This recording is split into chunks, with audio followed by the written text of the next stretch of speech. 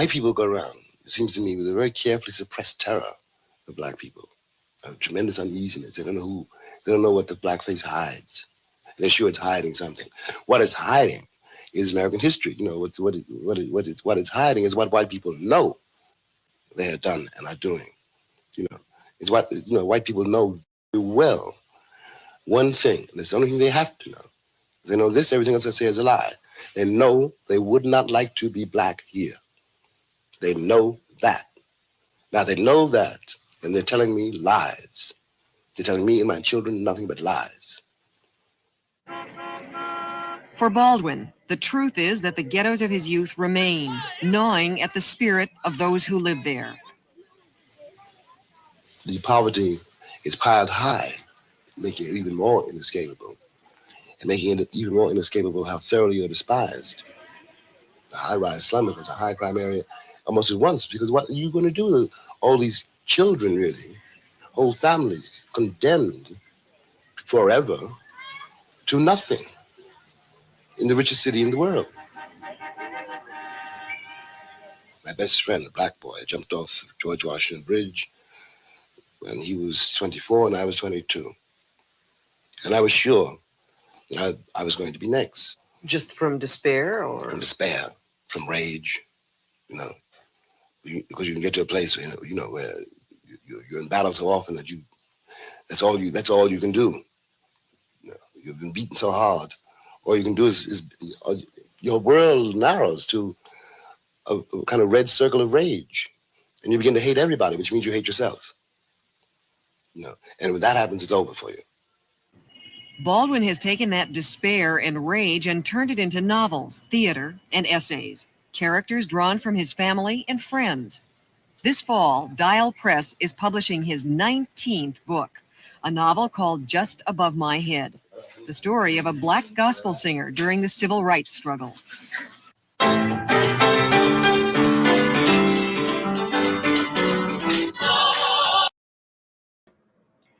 Welcome to another episode of the Nick and CJ Show. I'm one of your hosts. I'm CJ.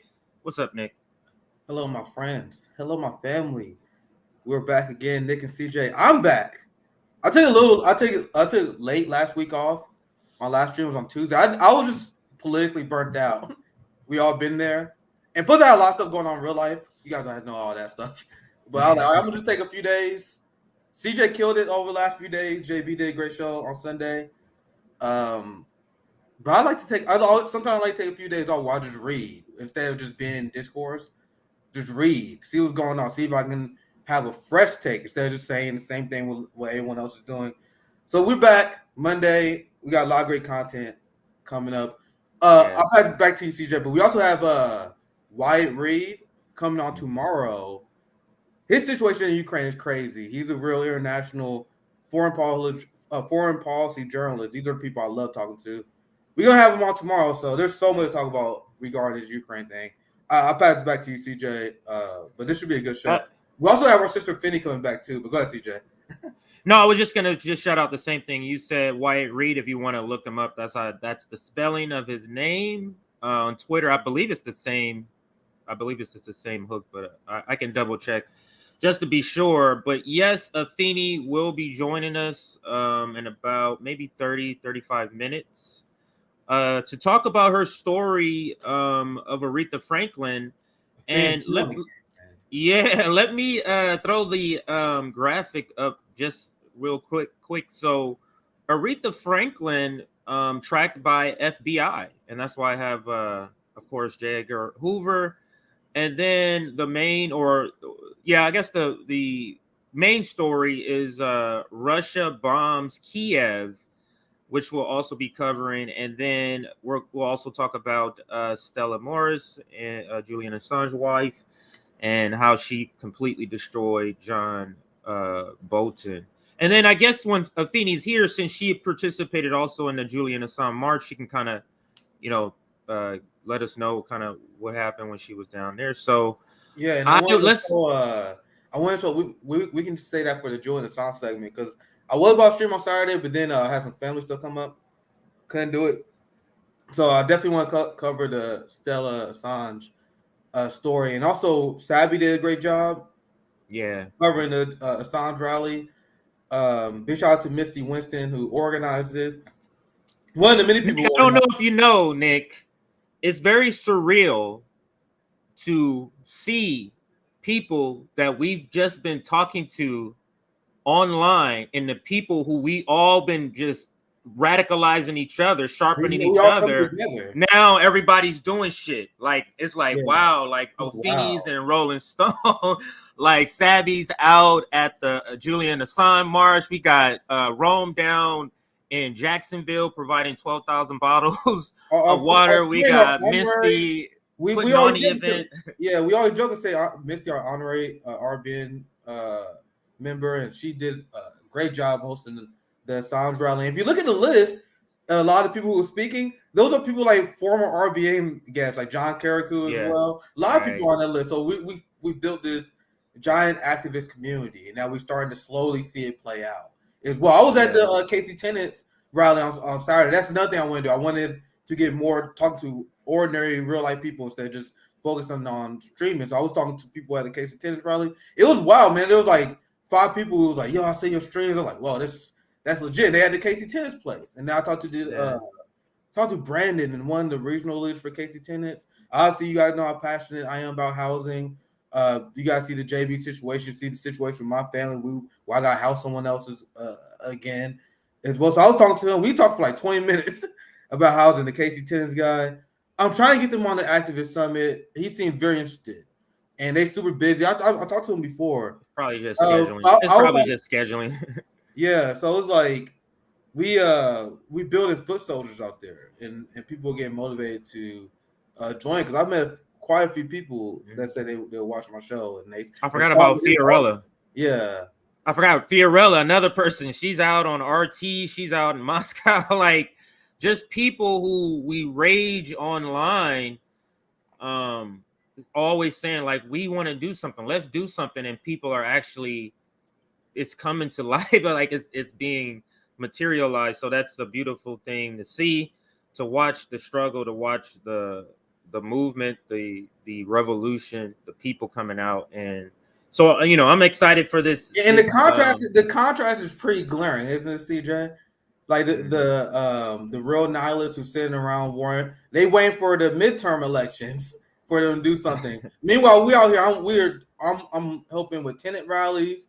You organizing in LA, Roman, Jackson, Mississippi. Savvy at the Julian Assange rally.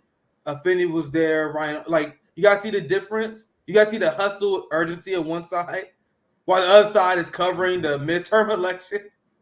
And then that's their. You guys see the. I just want to highlight the difference.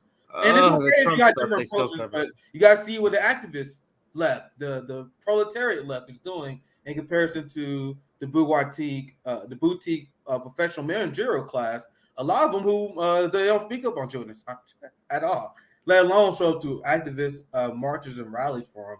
But go ahead, CJ. I'll pass back to you. Can you believe that Bernie Sanders and the AOC, if the most prominent or most recognizable so-called leftists won't even attend a Julian Assange rally, won't even shout it out, won't anything like that, do you understand we are in a sad state of affairs here? Remember what I said? We are in a sad state of affairs. Go ahead. Remember what I said on Bad Faith podcast? A lot of people misunderstand. The inside-outside game strategy failed, not because of the outside game. It's because the inside game refused to cooperate with the outside game. So I saw that, and I was like, okay, this strategy doesn't work. And then a lot of the people who are sympathetic to the politicians and they want to defend the squad, they say, oh my God, the outside game is abandoning our strategy. Like, no, y'all motherfuckers abandoned it first. And I'm saying this because this is by design, and I'll pass and we can move on.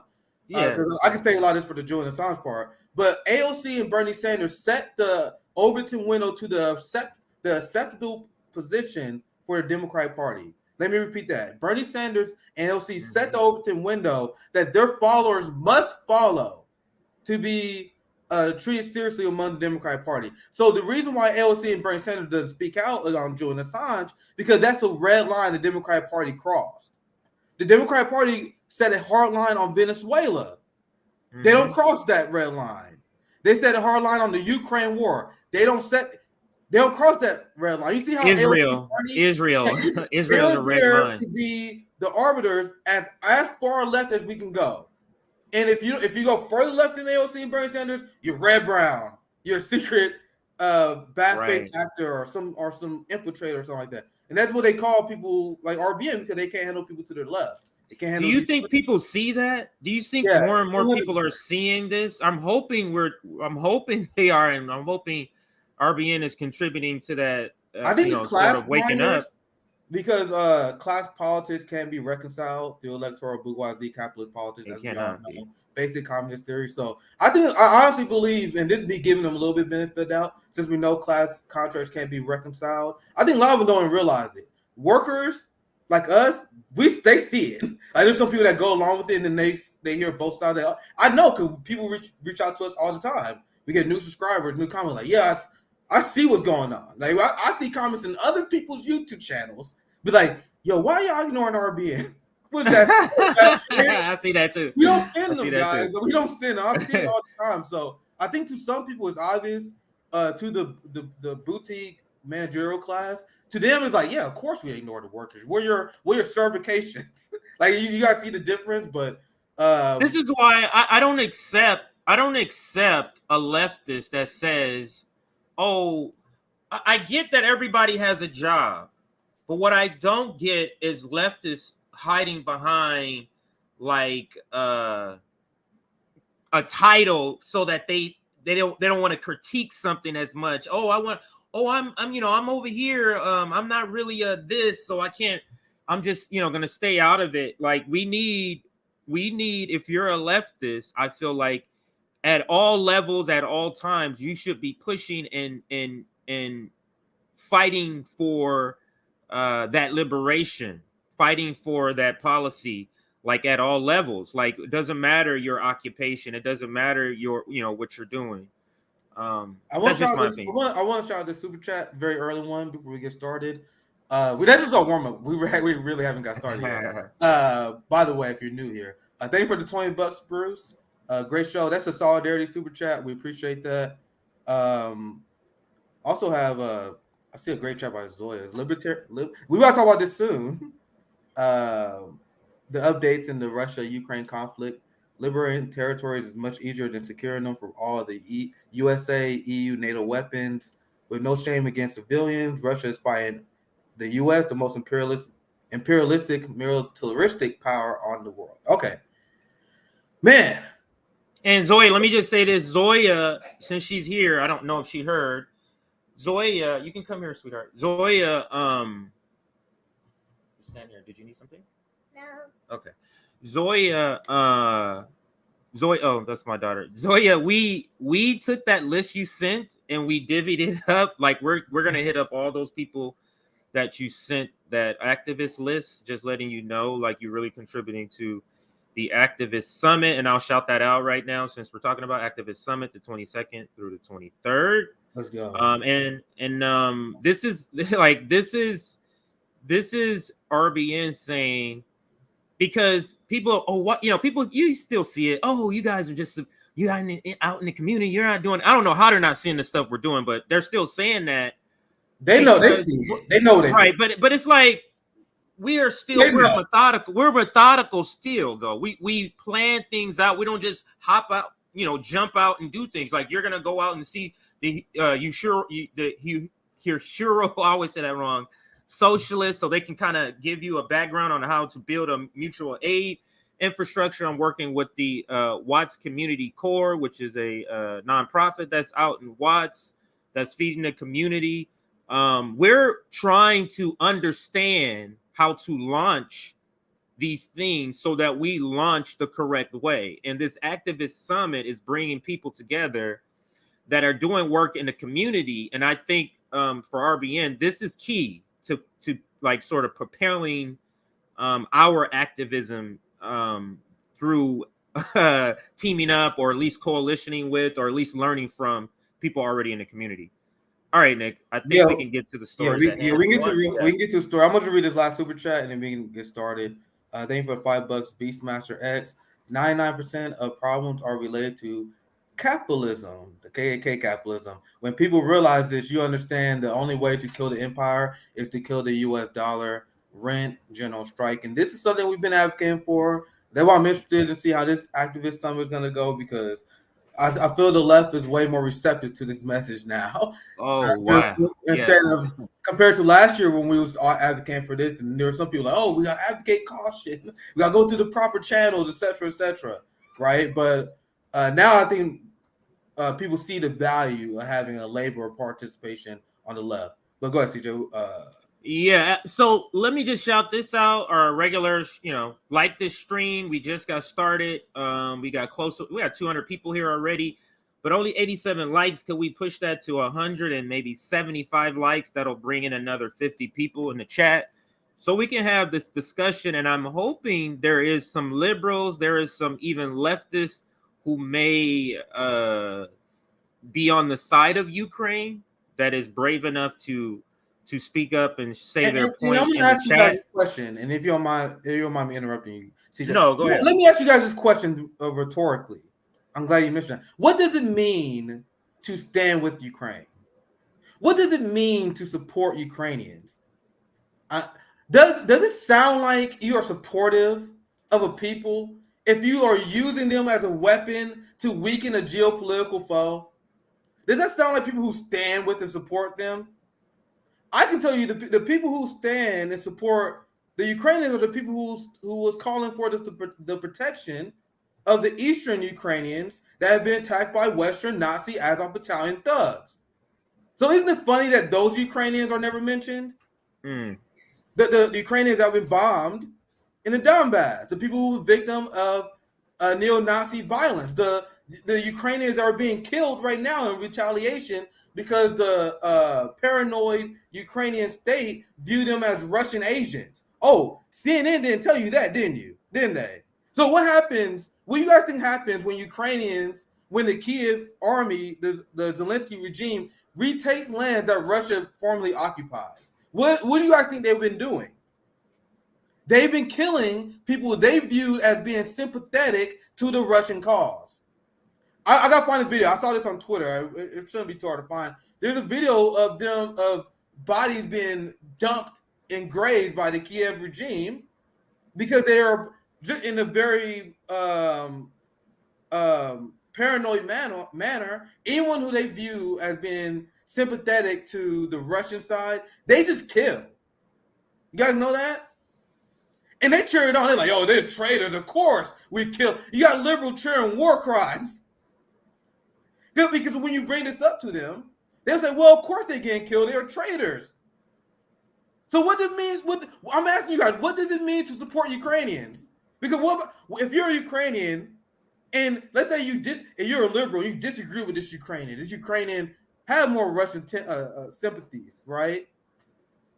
They speak the Russian language that Zelensky and their government banned.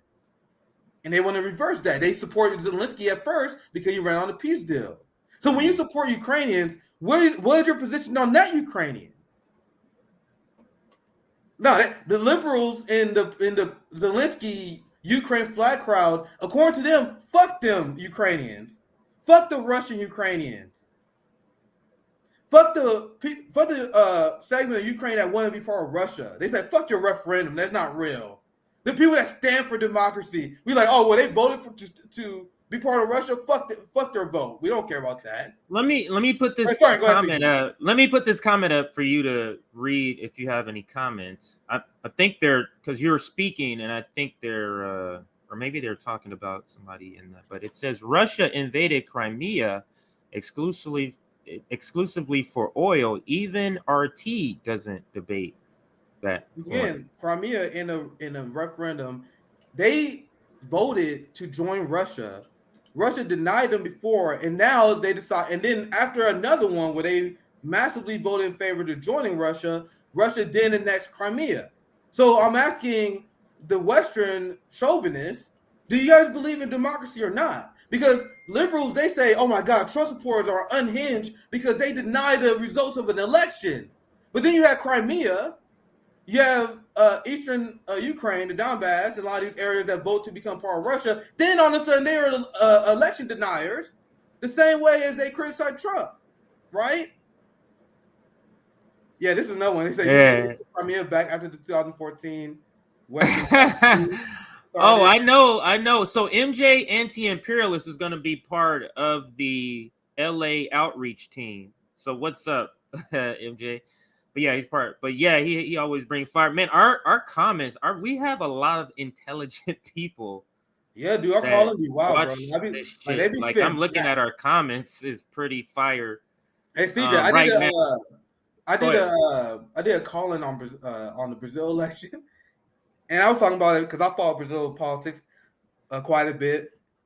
Then I had like two people that called. I'm gonna bring them on the show, and then they was like just spitting facts for like 20 minutes. I'm like, because they were going back and forth among each other. I'm like, damn, I don't have to do shit. Our community knows what they're talking about. So yeah, but that's beautiful. But let's try to get to the story. But a couple of things to shout out: join our mailing list if you want to get notifications of streams like this. Rome and I did a stream yesterday unannounced, so you would have got a notification. If you're watching this on replay and you're like, damn, I wish I would have been notified so I can be here live, join our Substack and you could do that. The subscriber count, Nick, was 23,022.6 before the show started. The goal is RBN to 30,000. So thank you. Keep subscribing. Make sure you double check to see if you are still subscribed, because I personally have been unsubscribed from RBN. I'll pass it to you, Nick. Let's jump into the story. The first story, the main story, Russia bombs Kyiv. So what have RBN been warning you guys since the beginning of this conflict? You had the Western media, and they're still so delusional. It's unbelievable to witness. It's unbelievable to witness seeing the West cheering on war, economic war of Russia and China, like, we're going to win this. They spread this insane propaganda about the Ukrainian offensive, which has some truth, but they don't understand how war works. Like, we haven't even hit the winter yet. In the balancing act that these people have been playing, where they have to, and I'm gonna show you guys an example, where they had to pretend that Russia is extremely weak, extremely feeble and incompetent, while at the same time, we need to send arms to Ukraine as fast as possible and expand NATO because Putin is this global threat. You guys see these narratives that don't even make sense. Yeah, at one end, Russia is this weak state that is losing to Ukraine, which is essentially the NATO army that they're fighting. And now they write these stories because they just all selling weapons now. They use this bombing as an example to sell more weapons. Ukraine allies can't get armed fast enough as stockpiles shrink. With defense spending a lower priority for years, in what universe is defense spending a low priority? In what are you guys talking about? One, the United States and Joe Biden is spending a record amount in military budgets. Not only them, but Germany is spending the most in military, they have in decades. We got a militarized Germany now. You got an entirety of Europe spending records amount on weapons, but even now the mainstream media says, "Oh my God, defense spending is low. We need to send more arms." But at the same time, Putin is weak and they're losing. You guys see how this doesn't make any fucking sense? So now, in order to justify this money laundering scheme, they put a lot of resources into this Ukrainian offensive, which is real. They have taken territory from Russia, but at the expense of what? They spend so much resources and they planned this out for such a long time. How long can they hold this up? Especially now you have Russia mobilizing. Now Russia is taking this seriously because they realize they're not fighting just Ukrainians. They find the United States and NATO. So now Russia mobilized. The mainstream media like, oh my God, Russia is drafting people. Russia's mobilizing their army. What do you guys think was going to happen as you guys continue to escalate this war? This is exactly what we was warning you guys about.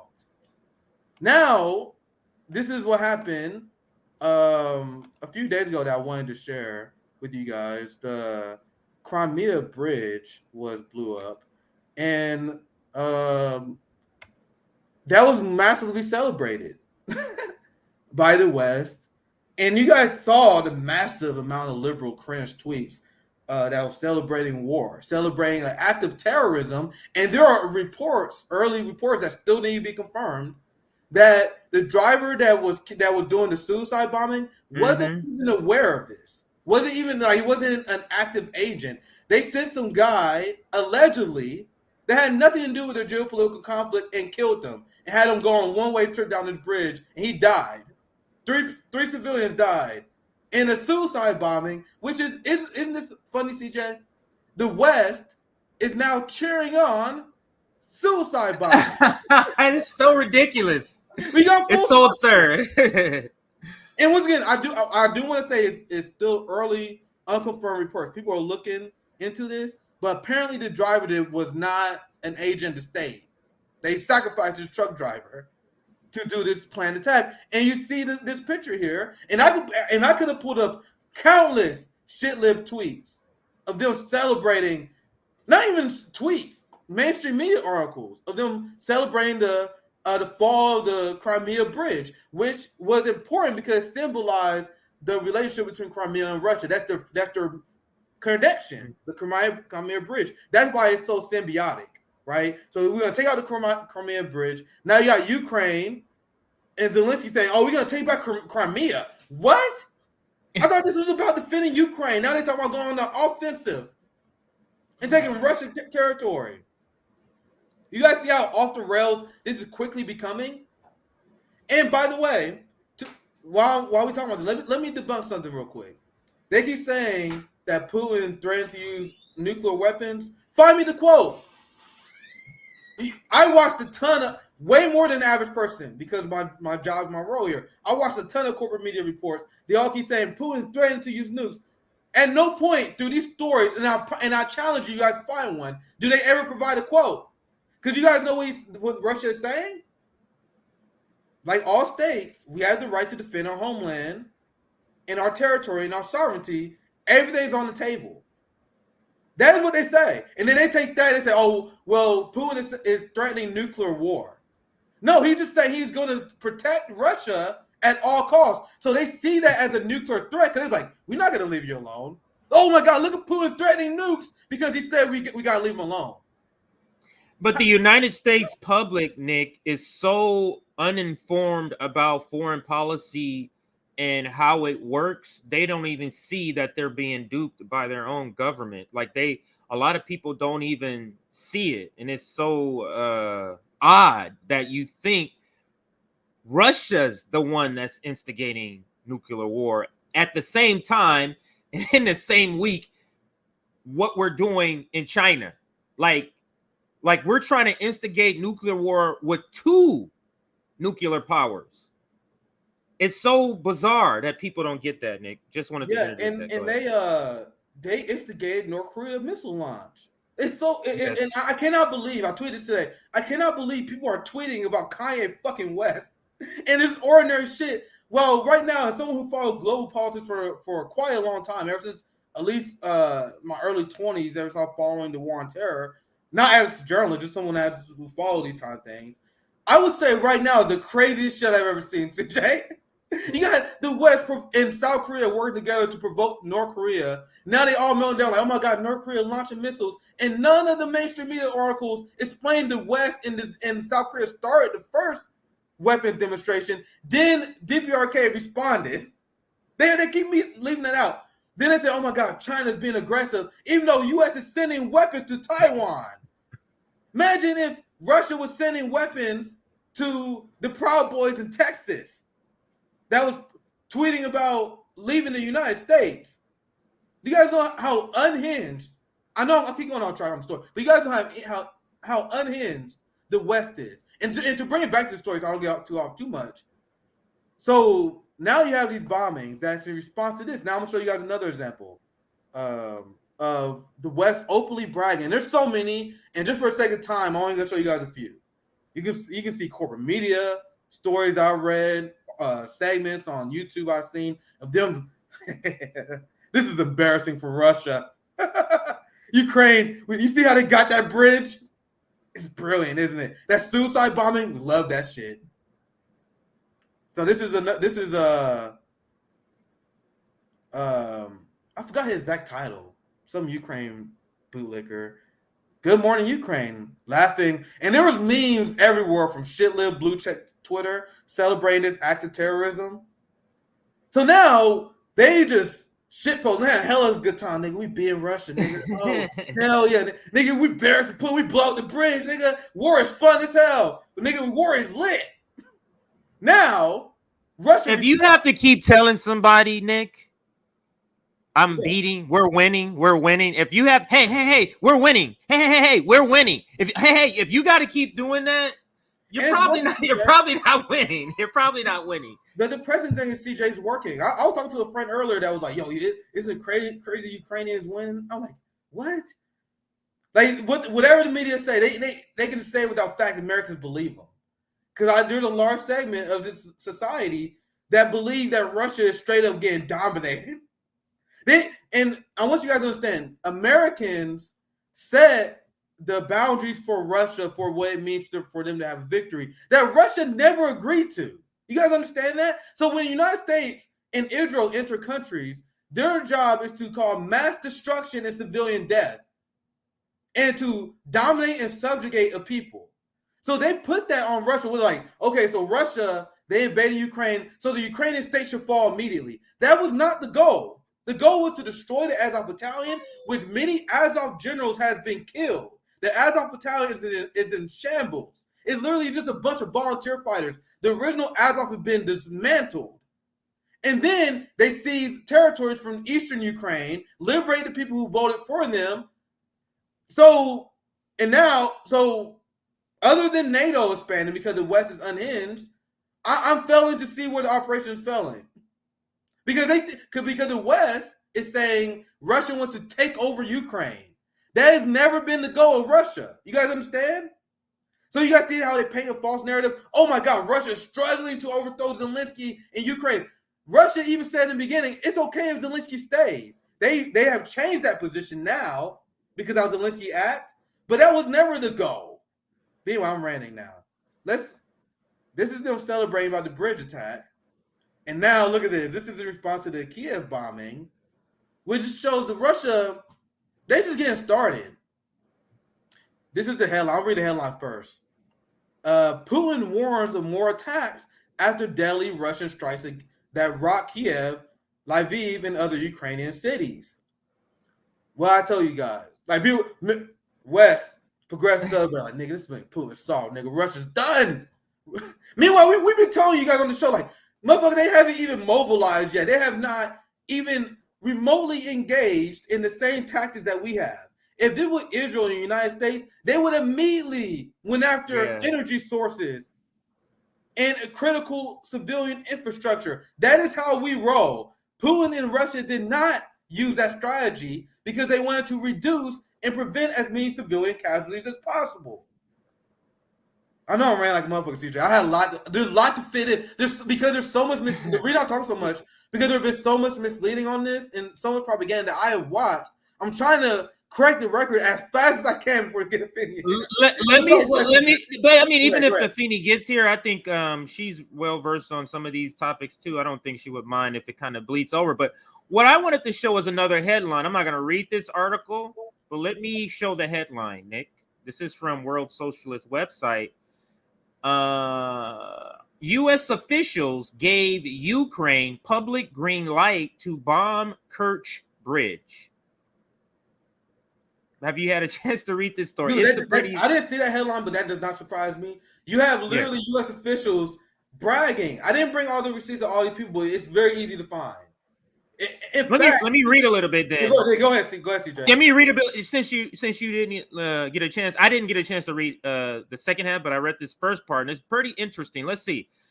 On Friday, Ukrainian special forces organized a suicide bombing on the Kerch Bridge connecting Crimea and the Russian mainland, killing 3 people and collapsing half of one span of the bridge.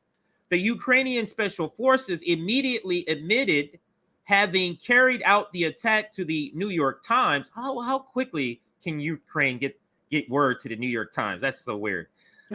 Ukrainian officials praised the terrorist attack. You notice how the World Socialist website frames it too. They also calls this a terrorist attack and even issued a commemorative stamp within minutes of the bombing.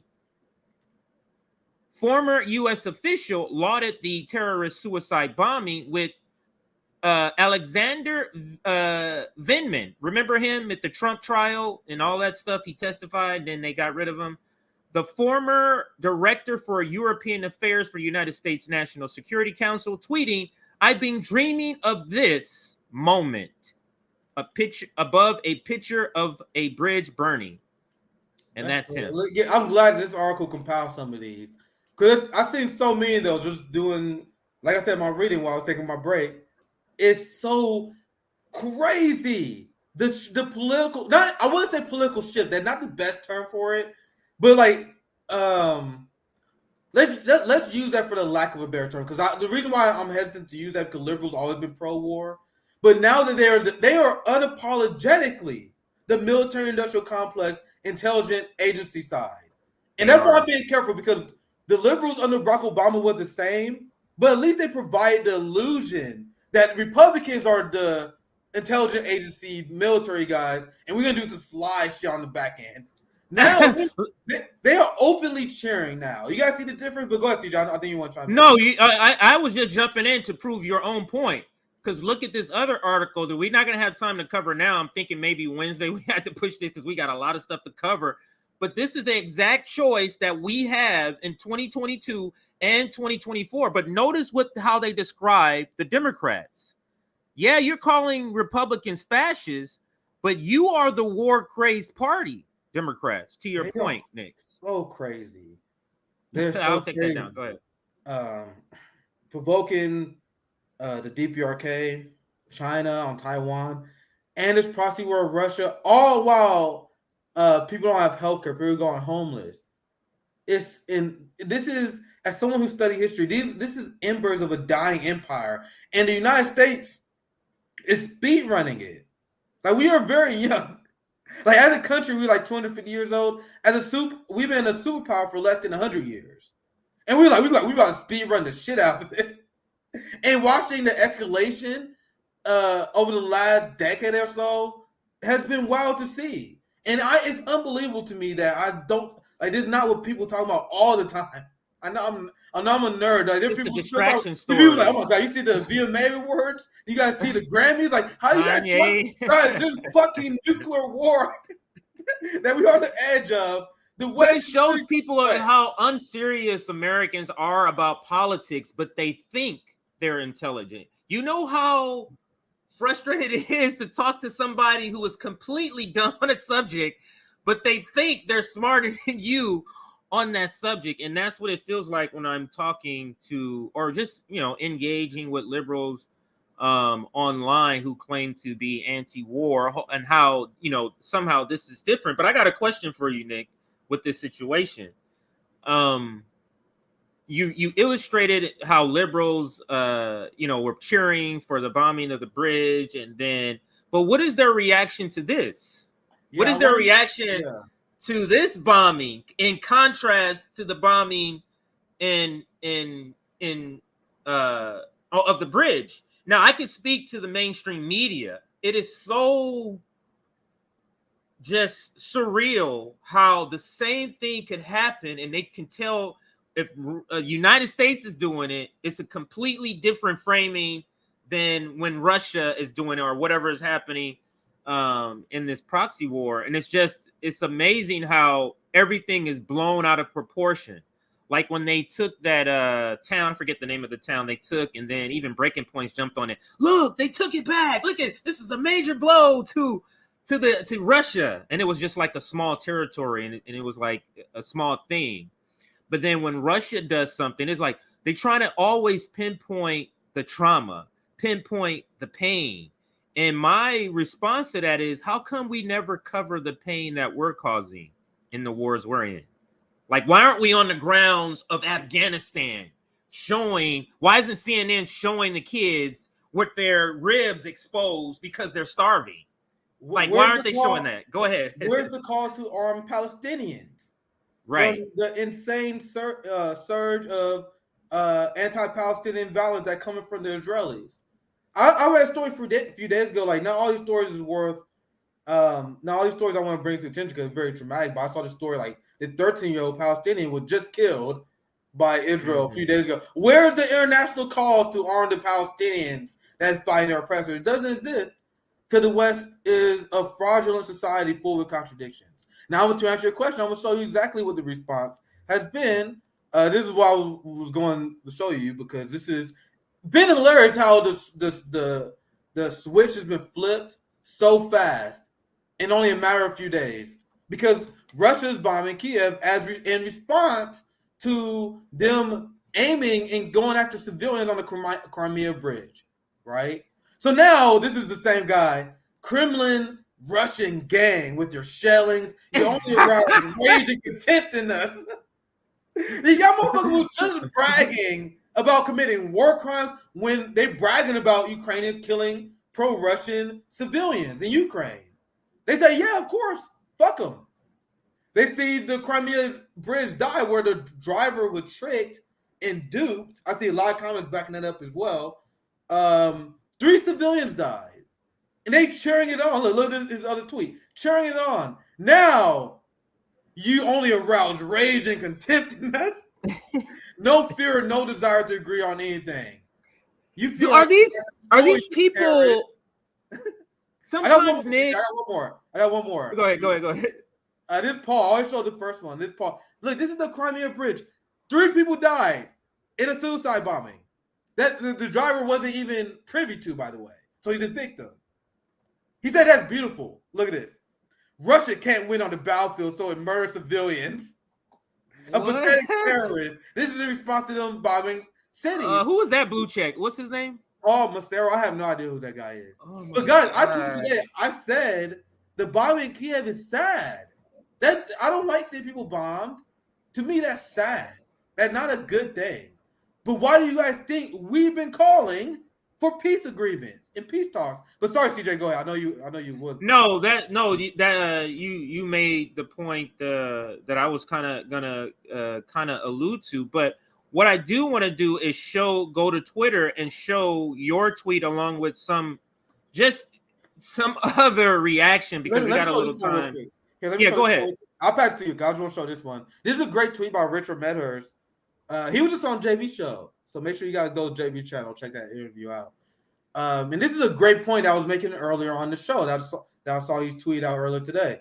Seems the Russians are striking parts of Ukraine's energy grid after the Crimea bridge attack. The Americans and Israelis would have already destroyed the power grid from day one. That same thing when me and Ron was talking about. We was like, bro, the West was melting down because Russia was shutting off gas. It's like, nigga, y'all would do that from day fucking one. What? And then Richard continues and he said, weird how none of the Western press called it terrorism when they did it to Iraq, Yugoslavia, and Lebanon. And I remember that. They had these shock and awe campaigns. They broadcast on TV, and then you had Brian Williams and all these insane neocons. They was like, oh my God, look how brilliant our weapons look. As they bombing the shit out of brown people. That is what the West has done. And now look at what they're complaining at Russia response. It's all projection. And I can't emphasize this enough. What is my job? What is our job? Our job is to hold our government accountable.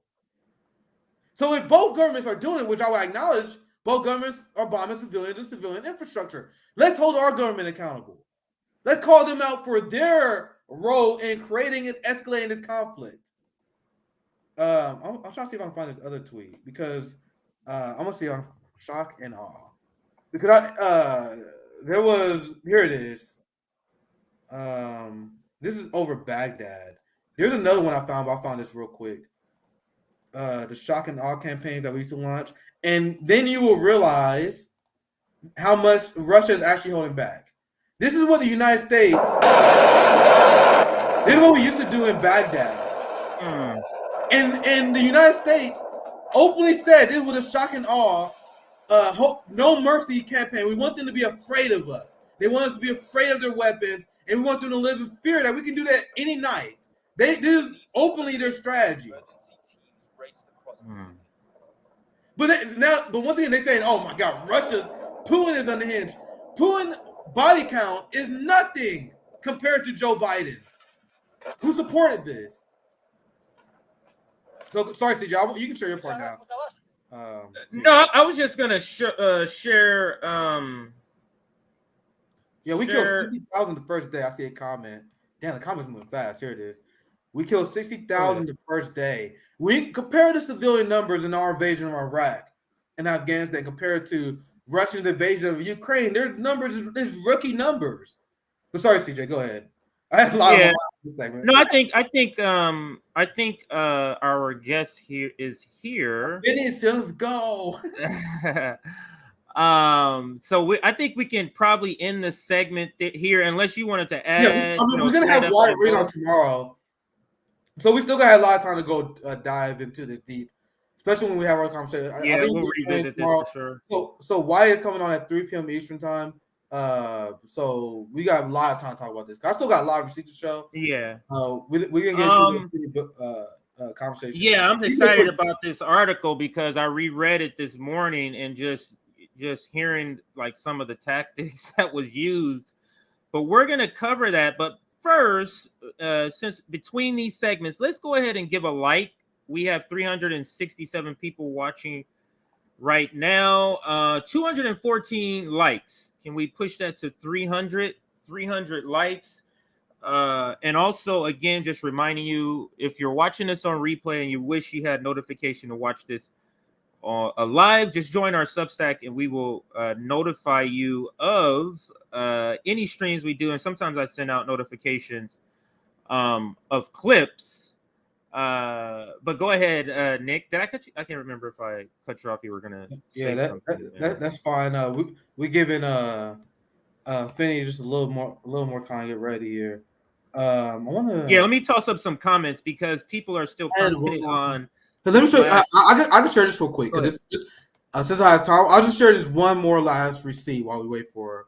Real quick. I just want to show you guys a protest in Europe that is being massively censored by European media and Western media. And thousands of people in the street in France. You got thousands in the street in Germany. And it's not even winter yet. So I told you, when we talk about winning or losing, we got to look at it at a multifaceted angle. They're going to lose the PR battle. And it's not going to be a quickly won battle. So what happens when this gets worse? You guys know Liz Truss, the worst approval rating in any prime minister in history. You guys realize that? Massive protest in France. Emmanuel Macron lost his majority. Mm-hmm. Joe Biden, the least unpopular president of all time. Boris Johnson had to resign. The West, their leaders are losing the public support. It's just being blacked out. So that's real final last thoughts on this. I'll pass to you, CJ, and we can introduce our guest. Yes, let's get to our sister. I don't like saying it this way because it feels like she's still part of the community, but former RBN member, Afeni. What's up, Afeni? Good to see you. Hello. Super excited to be here, y'all. Welcome, family. Absolutely. So you wrote, we're doing fine. You look beautiful. Thanks. I love the look. This story, we've been meaning to do a segment, but you reached out, or we got in contact with each other and was like, it'll be good if we had Afeni come on. And then just so happened you just did the Julian Assange march or a rally. Mm-hmm. So there's a couple of things we want to talk to you about, but let's first talk about. When I first saw the article, I hit CJ. I'm like, bro, you see Afeni got this article? I reached out to Afeni. They're like, yo, we got to talk about this. Then Afeni like, oh no, CJ all hit me up. it's like we all do these crazy things. And then see Afeni had an article in Rolling Stone. Yeah. So great to see. But sorry, CJ, go ahead. I just add that. And the thing is, Afeni, you didn't let the cat out of the bag. At least I didn't know. Maybe you announced it online. I had no idea. I kept it under wraps. I definitely did. I kept it under wraps. But go ahead, tell us how it came about, and tell us about the article before we do a deep dive. Just a brief check-in with RBN family, and tell us how you've been and what's been going on. Absolutely. For people that's asking what flag this is the DC flag. I really was going through a lot, like mentally and emotionally, the past like 4 months. So on top of that, being unemployed, like I definitely did not expect to have an article in Rolling Stone. Jen from Courage News, she had hit me up and she said that the FBI had finally given her the FBI records that she had FOIA'd about Aretha Franklin and how excited she was about the story. And she asked me to co-write it with her. So I was really grateful. I was really, really grateful to be a part of the experience and to learn so much about Aretha Franklin and the extent of the surveillance that she was under, not only her, but her father as well. So, I don't know, like I'm really grateful because it's a really important story. And especially now when we do have people that are in the political sphere, whether we agree with them on everything or not, that are talking about defunding the FBI, that are talking about, shrinking the power of the FBI and what it looks like to, actually reinvest into things that aren't illegally surveilling the citizenry of America. The fact that we're even having that conversation, regardless of where it's coming from, is important. And I think now more than ever, it's important for the left to start to steer the conversation into where we want it to go, because we already have a plan. We've been talking about defunding the FBI for as long as they've been killing our leaders and stopping our movement. So I'm definitely really grateful that I got to be a part of this story. And yeah, so really excited to be here and talk to you guys about it as well. Absolutely. Let me put the article up just as a sort of a backdrop. Nick, I'm gonna pass it to you. I do have some items I want to go over, but I know the only thing I want to add, so go ahead. Because I love the point that Afeni made on abolishing the FBI. Whenever you see these liberals who now worship the intelligence communities, ask them what mandate does the FBI have, and how are they serving the people? How is the FBI keeping you safe? And we got to ask these basic questions, because you got to explain politics to these people like they're children.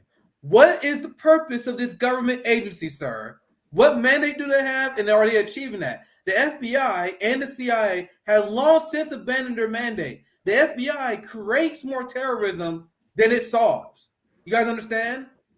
But I see you put this. I'll pass it to you, CJ. I'll get started with that. I'll pass it to you. Yeah, I mean, we're gonna pass it to Afeni in just a second, but let me read the headline for those that are listening and may not have read the story yet. But it's Aretha Franklin was tracked by the FBI for 40 years. Here's what's in her file, and this is a great article by let me say her name right, Jen Dies or Dees.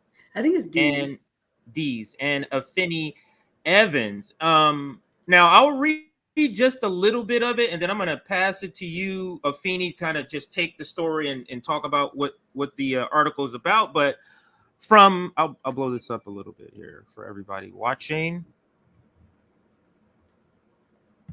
Okay, that's my daughter you see walking around in the background if you see her walking. So be careful, those wires, sweetheart. From 1967 to 2007, the Federal Bureau of Investigation methodically collected information about Aretha Franklin using false phone calls, surveillance, infiltration, and highly placed sources, according to the documents obtained in September by Rolling Stone.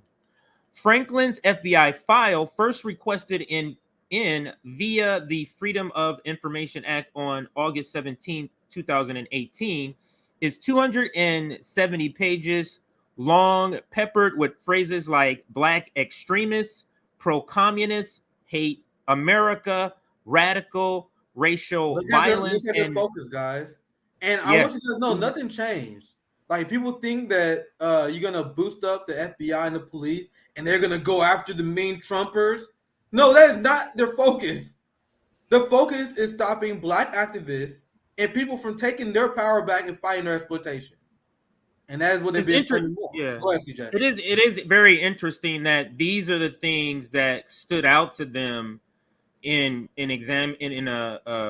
following her or tracking her. But let me just finish this last paragraph, and then I'm gonna bring Afeni in here. I'll reread this last part here. Peppered with phrases like black extremists, pro-communist, hate America, radical racial violence, and militant Black power, and overflowing with suspicion about the singer, her work, and the other activists and entertainers with whom she spent time. Some documents are heavily redacted, and others indicate that there may be many additional materials in the FBI possession. Rolling Stone has requested the FBI make available any and all additional records. And I'll pause there and bring in Afeni. Can you kind of take us through part of the story? Start us out from your thoughts on just the section that I just read, and kind of like Nick's comments about it. What was your sort of feeling when you first was reading some of the information? You're like, wow, this happened, like this happened. Like, what was some of your first reaction to it? And then kind of tell us about the rest of the story. Go ahead. I know I'm certainly not surprised by the level of surveillance that Aretha Franklin was under. I think I was taken aback by the inflammatory language they used to describe her. To be clear, Aretha Franklin, as shown in all the files, and also, just bear down the fact she was never arrested for anything, Aretha Franklin was not breaking any laws. She wasn't even really an activist necessarily. She did get arrested in Detroit for disturbing the peace. She did use the money that she got from Black people to support the Black community. She was openly Black and proud. And that's the only crime that she needed to commit in America, to be surveilled illegally, to be threatened, to have her phone calls wiretapped. And this was over the span of 40 years. And again, they found no wrongdoing other than the fact that she was supporting people like Angela Davis, other than the fact that she was, openly speaking up about some of the problems that the Black community was facing, other than the fact that she was actively, using her cultural status and her influence to talk about and to highlight the issues in the Black community. That is what made her a target. And it's really sad, because even now you look at, Operation Iron Fist, the extension of COINTELPRO, that is currently tracking activists like myself and other activists that came out of the George Floyd uprisings and Mike Brown Day, from the Mike Brown days as well on forward. You see similar patterns to where most of us are pretty innocuous people. Most of us aren't really doing a whole lot, but yet somebody like me had the FBI show up to her mama's house, So this is something that they're probably going to continue to do. And Aretha Franklin didn't have to do anything other than be proud, be Black, and speak out against the, white supremacist structure of this country to become a target and a threat to the, to the U.S. government. To me, it's very telling. And Nick, you can chime in on this part. I'm going to interject it, but it's very telling that what law enforcement considers to be a threat is people that want to liberate themselves, in particular changed. Black people. That is so bizarre, and Black people have always knew this, but I'm wondering, do you think stories like this opens the eyes of people that might be all pro FBI, pro law enforcement, when they hear these stories of law enforcement doing things illegal? Do you think it has any effect on people who aren't already here about the FBI? I definitely think that Black people have always known what the FBI is. The FBI spent about 85% of its time since it was founded tracking communist organizations, Black organizations, labor movements. So we've always known that the FBI is a strictly political organization. And even in a moment where you can see 95% of all domestic terrorism that is being committed in America is being committed by white right-wing men. They're these same mass shooters that can go into grocery stores and be tracked by the FBI. The FBI can know that they're going to go do what they're going to do, and yet still be allowed to and walk out with their life. It is clear It is clear what the FBI is here to do. It is clear that the FBI is a political organization. So whether or not people are on our side, or whether or not people get swung to our side or not, the people that are experiencing the FBI know what the FBI is. The people that are rooting for the FBI, much like the same people that are rooting for the police, are not people that actually have to deal with the FBI or the police in their everyday lives. The FBI raids Black people's homes still to this day. And we're not even talking about activists. We're just talking about regular Americans, like regular people that aren't in the movement, also being stopped, raided, and investigated by the FBI, while they can't seem to find these actual domestic terrorists and white supremacists that are plotting to kill not only Black people, but also kill children in schools. So, I think now it's incumbent upon the left to know that the people that are actively cheering on and rooting for the FBI are not our friends. They are not people that are on our side. They are not people that are actually fighting for the best interest of Black people. And regardless of whether people want to subscribe, the whole defund the FBI thing to that performative ass bullshit raid that happened at Trump's Mar-a-Lago suite, where he got 3 very nice warnings that they're about to come into his house. Like, that's not a raid, y'all. That is not a raid. Even if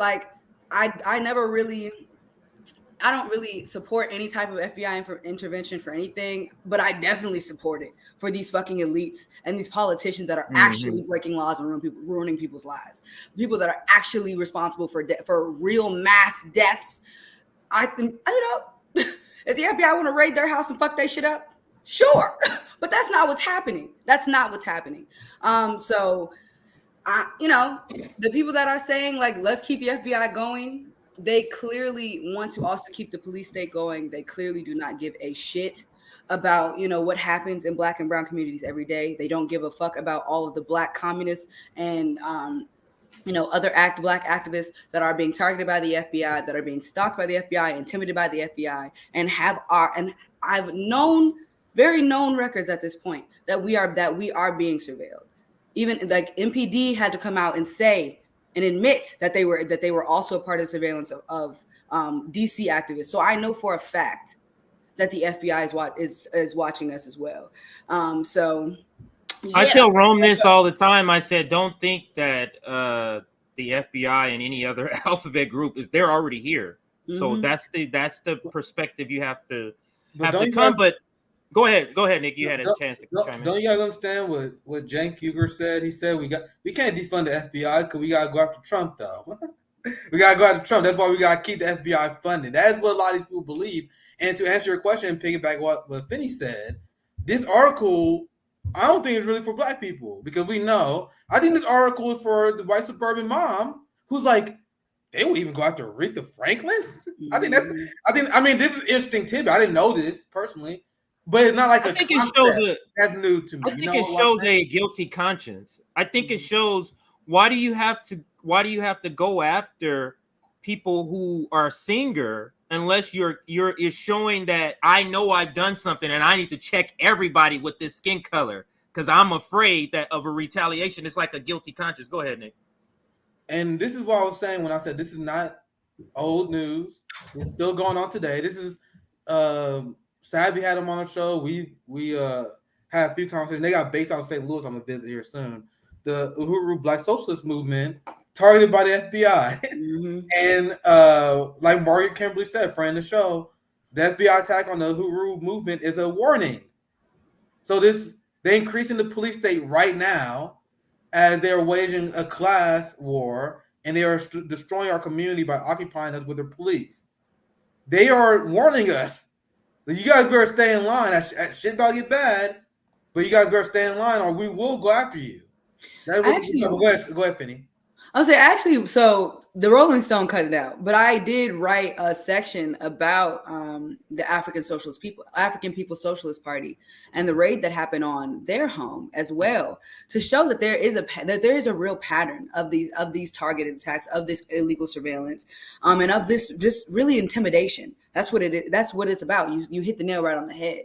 It's about showing other Black people that if you try to stand up for yourself, if you try to stand up for your community, if you try to actually challenge the nucleus of this country, which is the financial and the war powers, that they will come after you. They will have drones whirring over your head like they did at Chairman O'Malley's house. They will have guns and AK-47s pointed at you like they did at Chairman O'Malley's house. They will embarrass you and drag you out of your home. They will go through all of your things and steal shit from you. Like phones, documents, financial documents. Civil asset forfeiture. Yes, go ahead. Like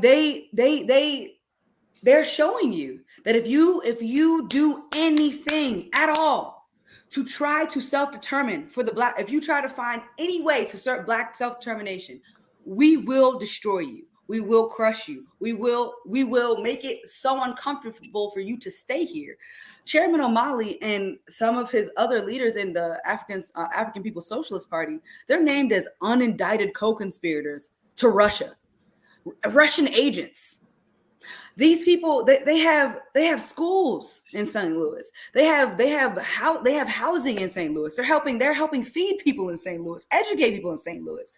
They're giving out, they're using the money that they're getting from white people that live in the community. Reparations is what they call it. They're using that money to invest it into Black people and to invest it into an independent Black media space. And that right there made them a target. So I'm really upset that it didn't make it into the story, but to add it to the larger context of what we're talking about, yet again, the FBI is proving itself to only be a political organization that is targeting people that are not favorable to the U.S. project of white supremacy, of warmongering, and of financial hoarding. And so as long as, us as Black people, as activists, as communists, as long as we're pushing against this system, the system's going to fucking push back. And I think that's something that we all have to be prepared for.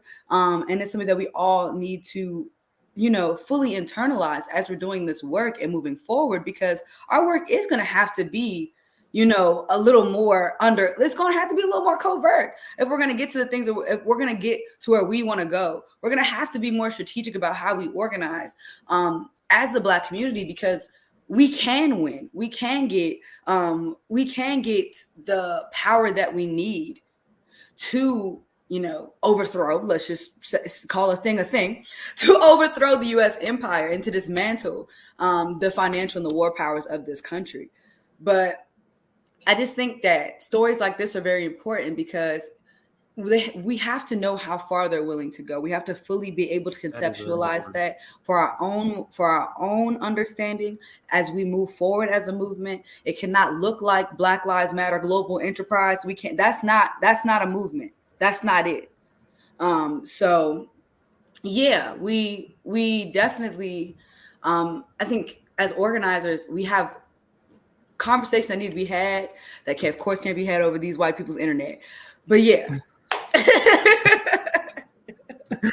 I'm gonna just ask this rhetorically real quick. How many of these boutique white quote unquote left channels gonna cover this? How many cover the FBI raid of Haru Black socialists like we have? Not many. How many gonna invite Afeni on? I know we biased because Afeni is our RBN sister, but this is the Rolling Stone. The Rolling Stone is bigger than us. So how many of these shows are going to invite Afeni on to talk about this issue? We see. I'm just asking rhetorically. I think we all know the answer. Let me read another section of the article because of what Afeni was just speaking to, this stood out to me. Now, the main part I want to read is here, but I want to read set the context. So Franklin, or Aretha Franklin's words on behalf of civil rights and her association with Martin Luther King Jr., Angela Davis, and other social justice revolutionaries became a preoccupation of the FBI, with the singer's addresses, phone numbers, and activities regularly tracked by agents, according to the documents obtained by Rolling Stone. Along with all the surveillance, the FBI documents contain letters and reports of death threats against Franklin. In 1974, for example, she received this ominous letter, "Dear Aretha," quote, I'm sorry, for those that are listening, quote, "Dear Aretha, I'm still in charge of you. I'm not to be cross. You should be paying me some of my money. Evidently, your advisors do not know the danger of neglecting what I'm saying. I would hate to drag your father into this. End quote. In 1979, 4 months after her father was shot in Detroit, she received yet another threat from a man who said he was going to kill her and her family. In a separate incident, files show an extortion attempt against Franklin. Information about the suspect in these incidents have been redacted. Afeni, what are your thoughts about some of the information that is being redacted? Like they're releasing it, but is it still like some sort of secretive? There's still a layer of secretive information that's in these redacted parts that you feel could be even more eye-opening to this story? Absolutely. I think that the classification of documents by our government is unethical anyway. I think that if we're paying for this shit, the FBI has a dark budget of, I believe, like $50 billion, something like that. If we're paying for this shit, we need to know what the fuck going on. You know what I'm saying? We need to fully understand what's going on. And even in these documents that we received, there were 270 pages. And some of them were redacted, some of them were not. There were parts that were like, there were just large parts of black.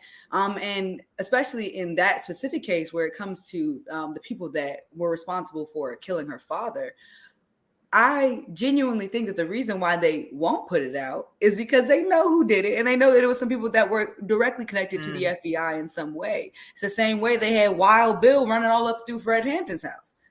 It's because, without these informants, without these people that look like us, that are within our movements, to disrupt our movements, without them, they can't actually, get the infiltration and get the information that they want. So unfortunately, there needs to be some coon ass skin folk, you know what I'm saying? That's going to be, willing to not only snitch on, our own community, but also kill us as well. Same thing with Malcolm X. That they hired some niggas to go in there and shoot him. And so as we the more I read about this story, the more kind of frustrated I got, because I don't know, she literally did not do anything other than show up to a funeral at the wrong time. Like, it was such small things. And so for her to have a full 270 page, 40-year record of illegal surveillance, intimidation, and extortion by the FBI, because and that's what they're really redacting from these documents as well, is how much money they probably stole from her themselves. It really puts it into perspective when you think about the current operations that are happening now, like Operation Iron Fist. What information are they collecting, and who are they collecting it from?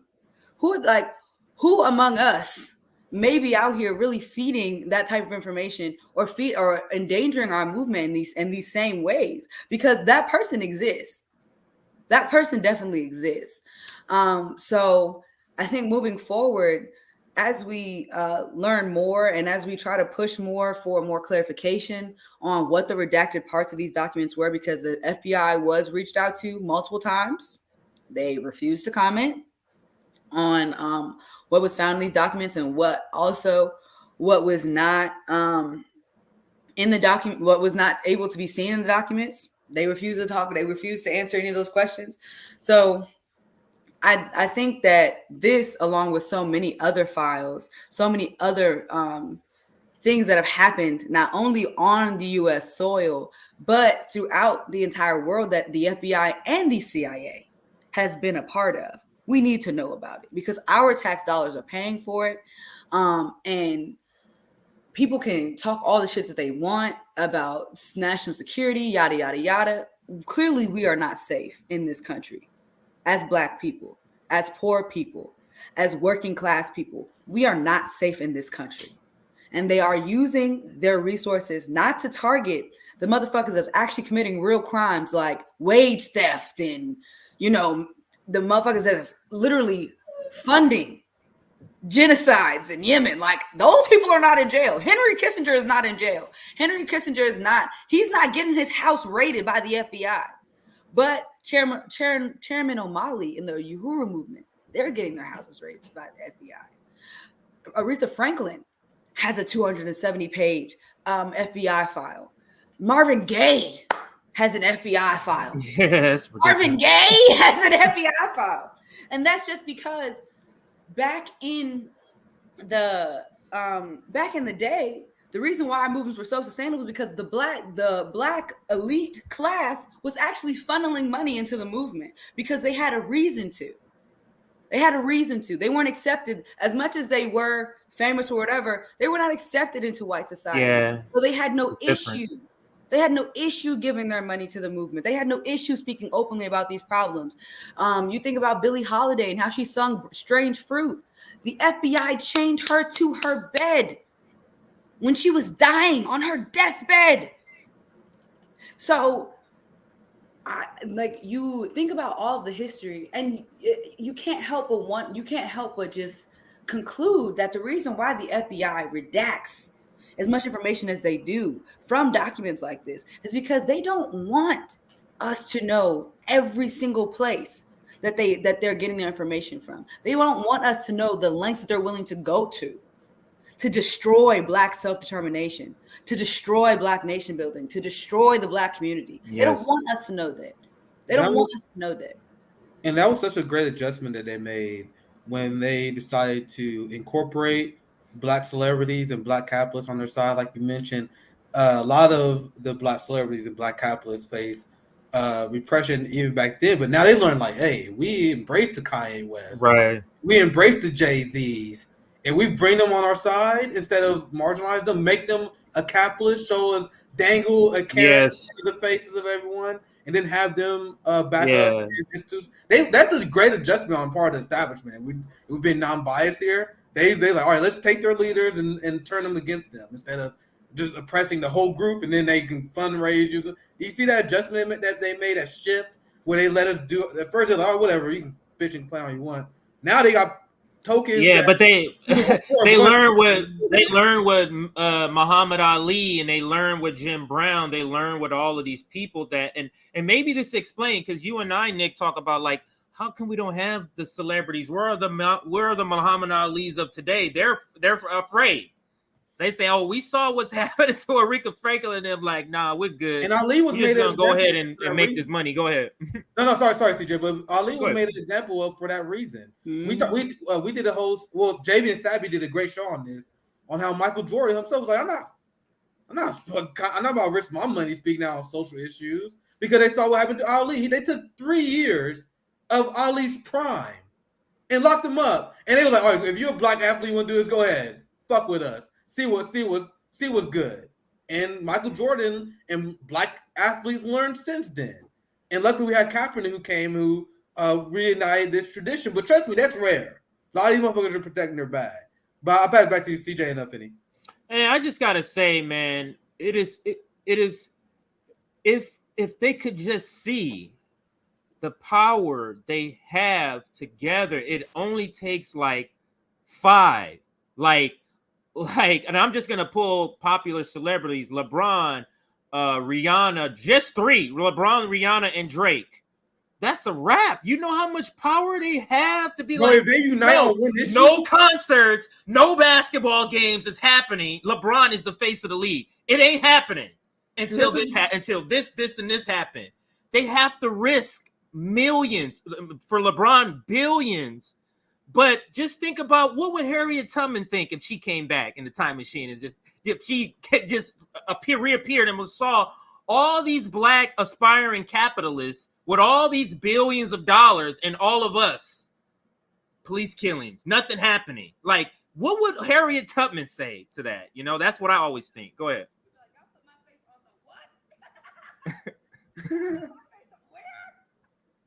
Wait, you're kind of low. I can't hear you as well. Afeni.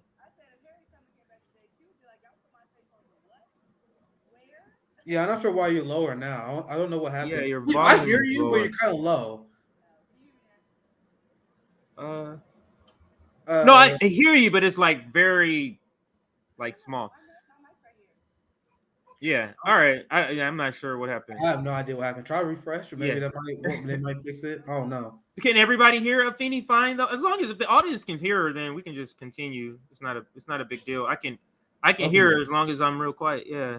Everybody shut up, Turbo. Nobody's saying there's a problem, so let's just continue. If somebody says no, I can't hear her. They said they can't hear you. I can hear her. Yeah, I'm not sure what happened, Afeni. Maybe you accidentally turned the audio. Maybe you accidentally turned the volume low on somehow. Because I can hear her, but it's just very low. Yeah. All right, hold on. Try to refresh, because maybe it might be the app that is bugging out. Yeah. But just to piggyback on your idea, guys, imagine this, because despite being 13% of the population, Black people make up 40% of the homelessness. Homelessness is a Black issue. They don't talk about it. That is why you cannot separate race and class. Race is class. The realities of our race set by the capitalist society affects our class, that's why we are victims of civil asset forfeiture more than anyone. 60% of civil asset forfeiture cases are Black. So our race affects the reality of our class. We get charged higher interest rates, for example. So, and Afeni was just speaking to how they would confiscate things. In her article, she said how she discovered they would go through all of their stuff and just take it. Civil asset forfeiture happening even there. Just take the stuff. Yeah. So imagine if those three celebrities, LeBron, Rihanna, Drake, hell, let's throw 50 and Oprah in there as well. Let's put 5. Imagine if those 5 just focus on the issue of housing, because I just explained housing is a Black issue. 40% homeless are Black. So imagine they just spend all their time Black doing strikes, supporting the community, helping housing community. Do you know what a difference they could make? Go ahead. Yeah. Can you hear me? Now you're back. Yeah, now you're back. Okay. Perfect. Like I just unplugged my podcast mic. I don't know what happened, but anyway. Yeah, it works now. One thing that I will say is like now we have more of a cultural like Black liberation movement. Like it's like Black Lives Matter is something that you do when it's trending and when it's sexy and when it's cute and when you can go viral for it, but it's not like intra community movement where you have, you know, like y'all was saying, like these Black celebrities actually pouring their money into the movement, because you know Malcolm X didn't file a single fucking tax return his entire life. And he was clearly, he lived in a house, he had a car, he had clothes, his family was fed. And that was because the Nation of Islam and, you know, other Black community members were taking care of him. They were taking care of his family. So, you know, that large inflection of money that we do have that goes into like organizations like Black Lives Matter, global enterprises, because it's a global enterprise, y'all never forget that. That money goes straight into the Democratic Party. That money goes straight into FOP, like union donations. That money goes into super PACs, you know, that gets, you know, Democrats elected that don't give a fuck about the Black community, don't give a fuck about what makes the Black community safer or what would actually help our, you know, our progression in our lives in this country, actually give us equity. They don't want to do none of that shit. But that's where, you know, the money that's being raised now by these grass top organizations, that's where it's going. So I think it's very frustrating now, because the structural movement that we had before was focused more on getting equity and getting the structural changes that we needed as Black community in order to be able to self-determine, in order to be able to create generational wealth or whatever, you know, whatever the goals were. That was something that I feel like, whether or not there was infighting, one thing that we could all agree on was that what is happening was not right. What is like the treatment of Black people wasn't ethical. People could agree on that. People could move forward on that, and they could also, is it gone again? Oh, people could move you're forward. I can hear you. So yeah, like I feel like I'm frustrated and disappointed now because you have people like Nipsey Hussle, for example, who were actually helping his community, actually investing in his community, building, like creating centers where Black children can learn how to do tech. Like, and he was killed for that. Like, let's be very clear.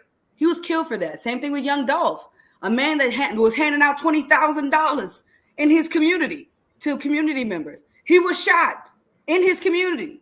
So you can't tell me that some of this shit is not also linked to the fact that the people that are actually investing in our communities, the people that are like taking their wealth and using their status to try and, actually help our community. Those are the people that are either getting shot, their visas are getting played with, like 21 Savage. You know what I'm saying? Like all different types of shit.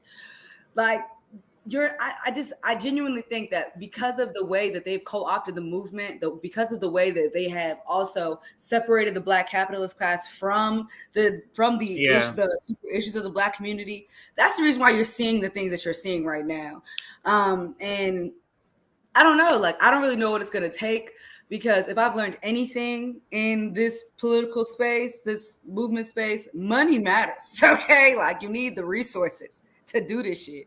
You need the resources to do bail funds, to do rent funds if you're going to do a strike. You need the resources to be able to feed people. Like you need that in order to actually move forward with the kind of movement that we want to move forward. And that's such an important point, and that is connected to why we try to tell people to divest in electoral politics. People think we say divest in electoral politics just because we throw in a tantrum.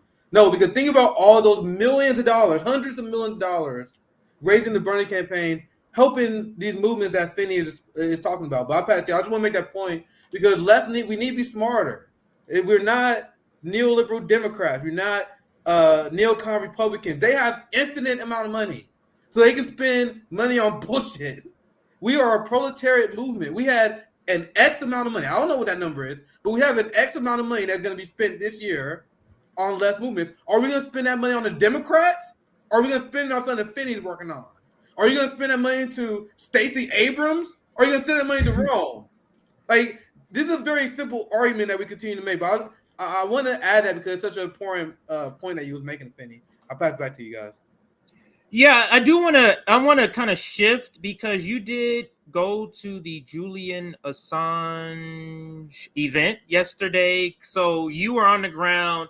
Can you kind of just tell us what you saw? How did you feel about the event?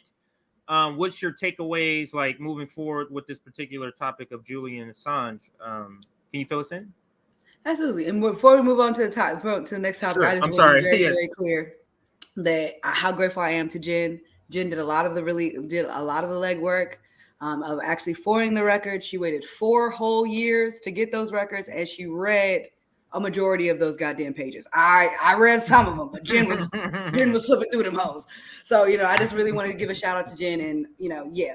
But as far as the Julian Assange rally, I also another shout out to Misty and to all the other organizers of not only the DC rally but the global yes. movement that they created, because it really was beautiful. It was a great event.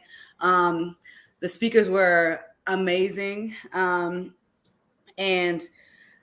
I think that especially as it gets closer to what it looks like is going to be his extradition, it's really important for us to continue to keep the pressure on the establishment to actually do something about what's going on here. If Barack Obama can be like, I'm refusing to prosecute this person.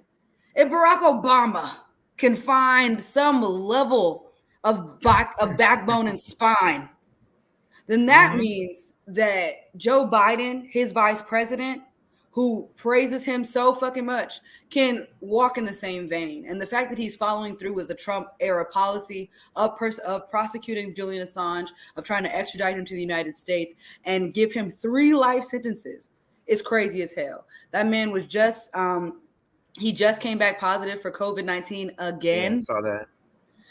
So they are slowly killing him. So I think it's really important for us to continue to support Stella, to continue to support the Assange family as we try to actually get real freedom for Julian. And, you know, I think that as a leftist, especially considering all the censorship that we've seen, even in the last year, Lee Camp, you saw Max Blumenthal's and the Gray Zone, like their things being shut down as well. You see what happened with Katie at Rising.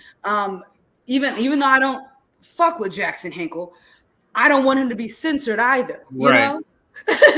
So I think it's really important for leftists, especially, to have these conversations and to support Julian Assange, to support Daniel Hale, to support Peltier, to support Mumia and the other journalists that are currently incarcerated as political prisoners because of the U.S. empire.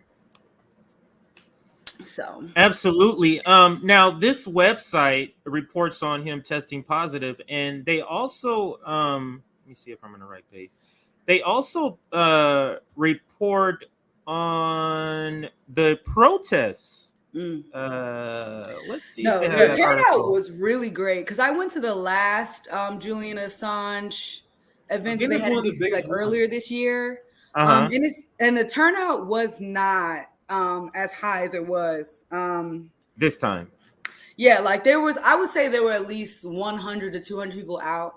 In America for a Assange protest, that's great. Like that's really, really great. So it means that not only did the organizers do such a great job of doing their outreach, but it also means that people are getting enlightened around these ideas. People are starting to, even though their worldview may be stuck in the fact that left and versus right dichotomy of, you know, Assange may or may not have helped this person or that person. The things that the documents that he released, they were released in like 2010. So this didn't have shit to do with the 2016 election. So like, let's stop with running with that narrative. Let's stop pretending like he's some right-wing operative. Regardless of what his fucking politics is, he is a journalist who reported on real atrocities and war crimes that the U.S. Government committed. And we are currently living in what I would call a fucking twilight zone in this country, where people are fucking pretending like the U.S. is not the most propagandized and most violent country in the world. But it's very important to have people like Julian Assange and other journalists that are willing to report the truth, that are willing to risk it all and actually sacrifice to make sure that we have the information that we need to liberate ourselves. Let me add this as well. I'm gonna show you guys some footage of the Assange event. Because once again, Misty did a great job organizing this. Savvy spoke at the event. She also covered it as well. There's just some footage of them marching. And let me say this as I'll show you guys some of these clips here, just to set the record straight. Because one of the main things a lot of people who support the prosecution of Julian Assange said, they're like, well, Julian Assange isn't a journalist. AOC was like, oh, I don't know about Julian Assange, but what he did, I don't know that was journalism.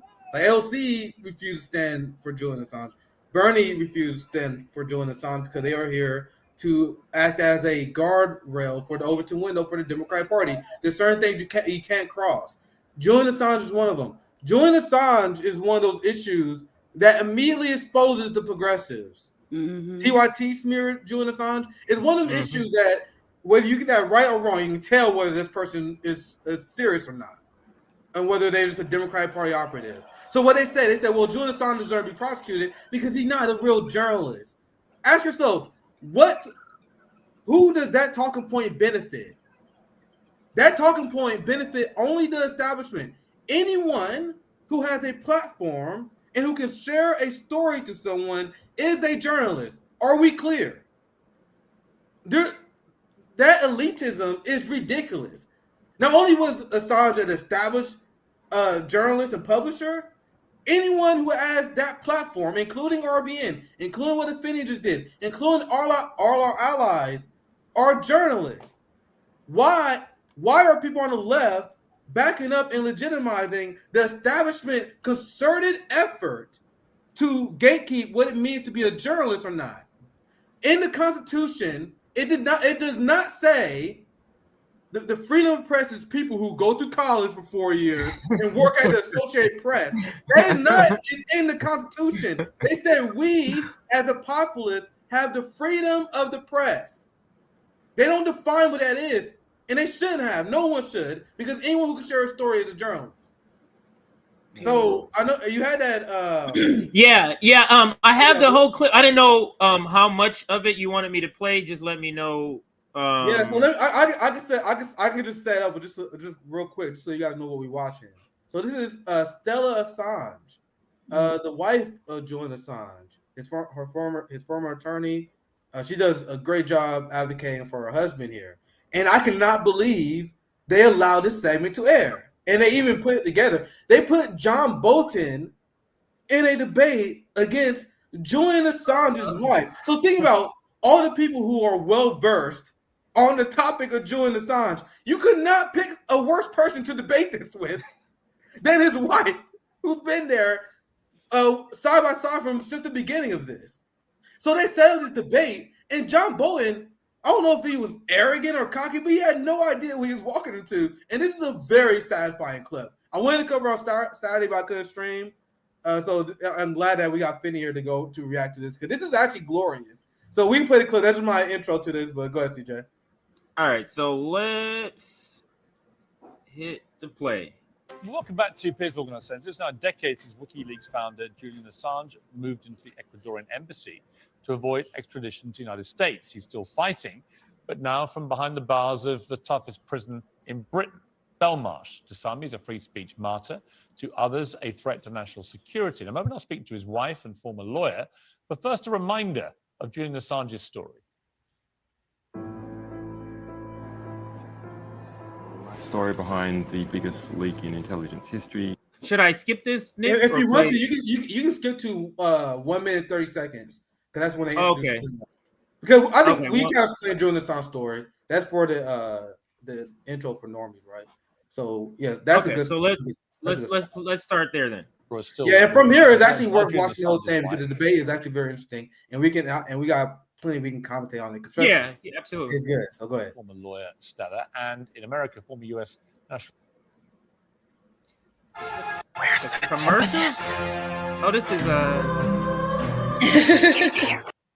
didn't know this. I thought this wasn't YouTube, but I guess they have commercials on websites too. This is great. What is that? Capitalism. Yeah, this is not even YouTube. But this is about a 7-minute video, but trust me, I think it's worth many people through their exchange, because Stella calls out John Bolton for his crimes to his face, and John Bolton's reaction to that is hilarious. So he just reminds me of a Sesame Street character, like the chefs, them chefs that got them big long mustaches. Like every time I see his face, he reminds me of that. The funny thing about John Bolton was, if I was going to cast a war criminal, I would cast him. Yes, he fits the profile perfectly. But go ahead. All right. Security advisor John Bolton. So welcome to all of you. Stella, welcome to you. Incredibly difficult way to lead your life. Your husband is in Belmarsh. I've been to Belmarsh. It's an incredibly high security prison. It's a pretty grim place to be locked up. He's been there nearly 4 years now, having also had 7 years of no liberty in the Ecuadorian embassy. Where is this going to go? What do you hope to achieve? What do you think may happen here? Well, Julian faces a potential sentence in the United States of 175 years for doing journalistic work, for receiving information from a source and publishing it. And it was in the public interest. It was about US war crimes in Iraq and Afghanistan. And he revealed tens of thousands of civilian deaths that had not been acknowledged before, and war crimes that have never been prosecuted. Let me play devil's advocate. As a journalist, I thought that a lot of the stuff that appeared in the New York Times and the Guardian and various other newspapers who acted in collusion. And I want you guys to know this. I'll be real quick with the pauses, real quick. They redact. He plays devil advocate to her, but he will not play devil advocate to the insane shit you're going to hear from John Bolton. Just real quick. Now you can keep playing. Because he can't. The people that pay him don't allow that. To a lot of the more sensitive stuff, which might lead to people's. And lives. I don't always play the people when they say I'm playing the devil's advocate. I don't buy that point. Specifically when we're talking about corporate media, I don't buy that. Being impacted by they never play that devil advocate. They never say, hey, let me play devil advocate. This is why we should end homelessness. They never do that. Most of the time people are playing devil's advocate. Like it's really just you expressing your contrarian beliefs and you're too much of a coward to just say like, well, I don't agree with you and here's why. Let's just start there. That's exactly it. Spot on. They just put it all out. As a journalist, you would never do that. So they weren't really acting as journalists. They were acting as here it all is and work it out for yourselves. Whereas the newspaper that's what you're supposed to do. Acted like what I would say proper journalists should do. No, what he's doing is there's proper ways and channels and steps to be called a journalist that the ruling class accepts. That's what he's describing. Which you have to have a be fellowship. Careful about exactly what you put in the public. You have to have a fellowship. He doesn't know what's in store for him. let's make you accept that. I don't accept it because it's not true. WikiLeaks did actually redact all of those publications from the Manning that Manning gave to WikiLeaks. And in fact, it was in cooperation with those newspapers. They told WikiLeaks what had to be redacted, and then WikiLeaks published it redacted. In fact, WikiLeaks withheld 15,000 documents from the Afghan war logs, got criticized over redacting too much in relation to Iraq.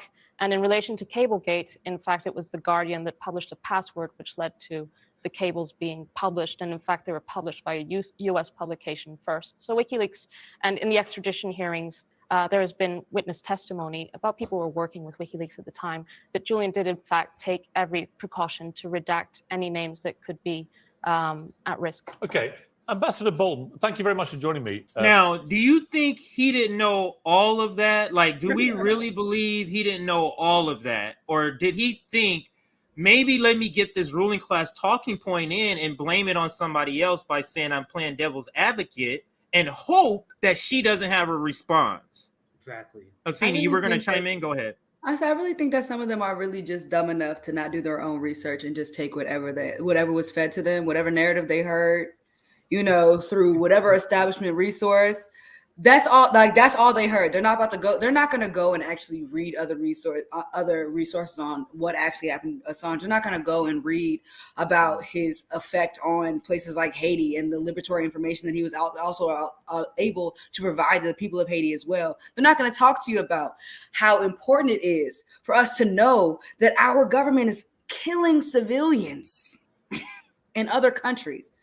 And I have shot assault rifles. I have thrown grenades. These are not things that you want to be thrown at children's bodies. You do not want your houses to be cleared by the US military, but those are the things that we are doing in these places. So it's important to put that into context when y'all are talking about what Assange released and what he didn't release. Or why are we not talking about the fact that the US is a national security threat to the world? Exactly. Period. Like that is the importance of what he published, is the fact that we Americans, we are, well, not us, but the United States government is the bad guy. They are the villain. They are the murderers. It's them. I'm going to split the difference between you two. I think it really depends on the host, because I think Rachel Maddow and Chris Hayes know better. Like Chris Hayes, every once in a while, will say something about Palestinians. But then he knows when to back off when they get pissed off him. Rachel Maddow seems like she's smart. She knows what's going on. Piers Morgan, yeah, he's a fucking dumbass. He just says whatever they want. To every crowd, I do think it's a mix of both. I think there's some people who they know what they're doing, and I think Piers Morgan is a legit dumbass. I know, Piers Morgan's a dumbass. Like, Rachel Maddow reads. But go ahead, CJ. Let's listen. First of all, why is America so intent on bringing Julian Assange to unbelievably draconian justice of 175 years, i.e. the rest of his life in prison? Bro, what is this link that you using? I'm about to send you $15 a month.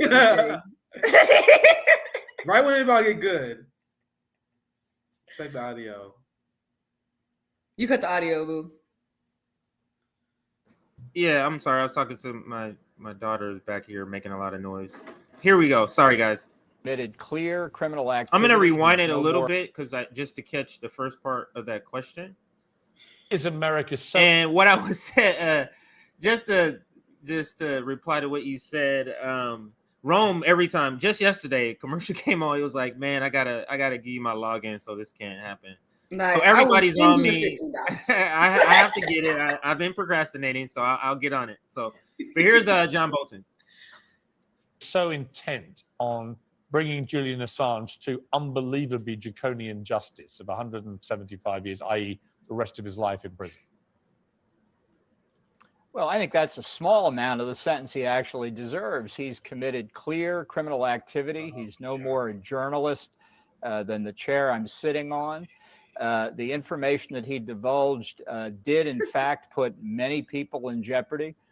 It undercut the ability of the United States. Not Mr. Coos, not him. He ain't saying that. Not Mr. I coup other countries to fund. Not him. He's not talking about being a danger to other people. He can't be.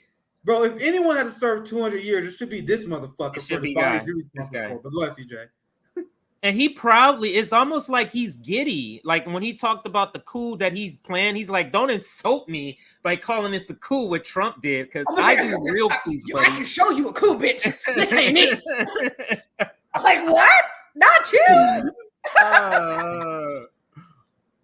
Diplomatic communications, not just with other foreign governments, but in many countries with dissidents, people who even speaking to American diplomats could find themselves in trouble. And so, you know, he's been complaining about his treatment over the past period of time. He's the one who sought asylum in the Ecuadorian embassy. Now he faces extradition to the United States. I presume he will get due process in the United Kingdom to determine whether extradition should go forward.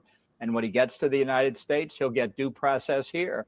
And I hope he gets at least 176 years in jail for what he did. The CIA tried to kill him. How can you say you're going to get due process when the country was literally caught trying to kill him? But go ahead, CJ. You can keep playing. Well, of course, Ambassador Bolton is kind of the ideological nemesis of Julian. He has, during his time for the Bush administration and later the Trump administration, sought to undermine the international legal system, ensure that the U.S. is not under the International Criminal Court's jurisdiction. And if it was, Mr. Bolton might, in fact, be prosecuted under the ICC. He was one of the chief cheerleaders of the Iraq War, which Julian then exposed through these leaks. So he has a conflict of interest here. Ambassador Bolton? Look at the reaction. Well, that's ridiculous. I have an opinion. So does Assange's wife. Like, I guess we both get Stella to was like, speak bro, them. this you? You know, I think that what she fears. So Stella essentially was like, bro. So John Bolton is saying that Julian Assange deserved maximum time in prison. And then Stella's response is brilliant. She said, hey, sir, you should be tried under the ICC. Who the fuck are you to talk? And his response is everything. But you keep playing. You keep playing just a little bit. Did you see his mustache shake with anger? He said, yes. I know this bitch cannot just try me like this. Go back like 15 seconds and let's play it again. I love this part because it's almost as bad as Kamala Harris's little uneasy laugh, that how he goes, it's terrible. But let's look. Bolton might in fact be prosecuted under the ICC. He was one of the chief cheerleaders of the Iraq War, which Julian then exposed through these leaks. So he has a conflict of interest here. Ambassador Bolton? Well, that's ridiculous. I have an opinion. So does Assange's wife. I guess we both get. So I'll be short. I'll let it play. But you guys know these white imperialists do the same thing Robbie did. Remember my debate when I called out U.S. imperialist crimes? His first response is to do what? A nervous laugh. That's what he did. Snicker under his breath. Same thing John Bolton do. Do they teach him this trick? Well, how are you gonna laugh when we said something that's true, motherfucker? Just because you laugh, they're not gonna prevent the body blow from landing. But anyway, go ahead. I think the laughter, just like what Robbie did with you, I think the laughter is try to signal that this person said something fringe when it's the truth. Yeah, It's a nervous laugh to go. Kamala does the same thing. You just said something true and critiquing me or asking me a question, so let me laugh. It's like a laugh to say, this is ridiculous that you're even asking me this. So let me display that it's ridiculous, even though it's the truth, kind of thing. All right, I'll let it play. Let's let it play. Go back like 15 seconds. Get to speak them. We play for a while. Okay, Just so we get a full response. My bad here. All right, so 15 seconds. Here we go. System ensure that the U.S. is not under the International Criminal Court's jurisdiction. And if it was, Mr. Bolton might, in fact, be prosecuted under the ICC.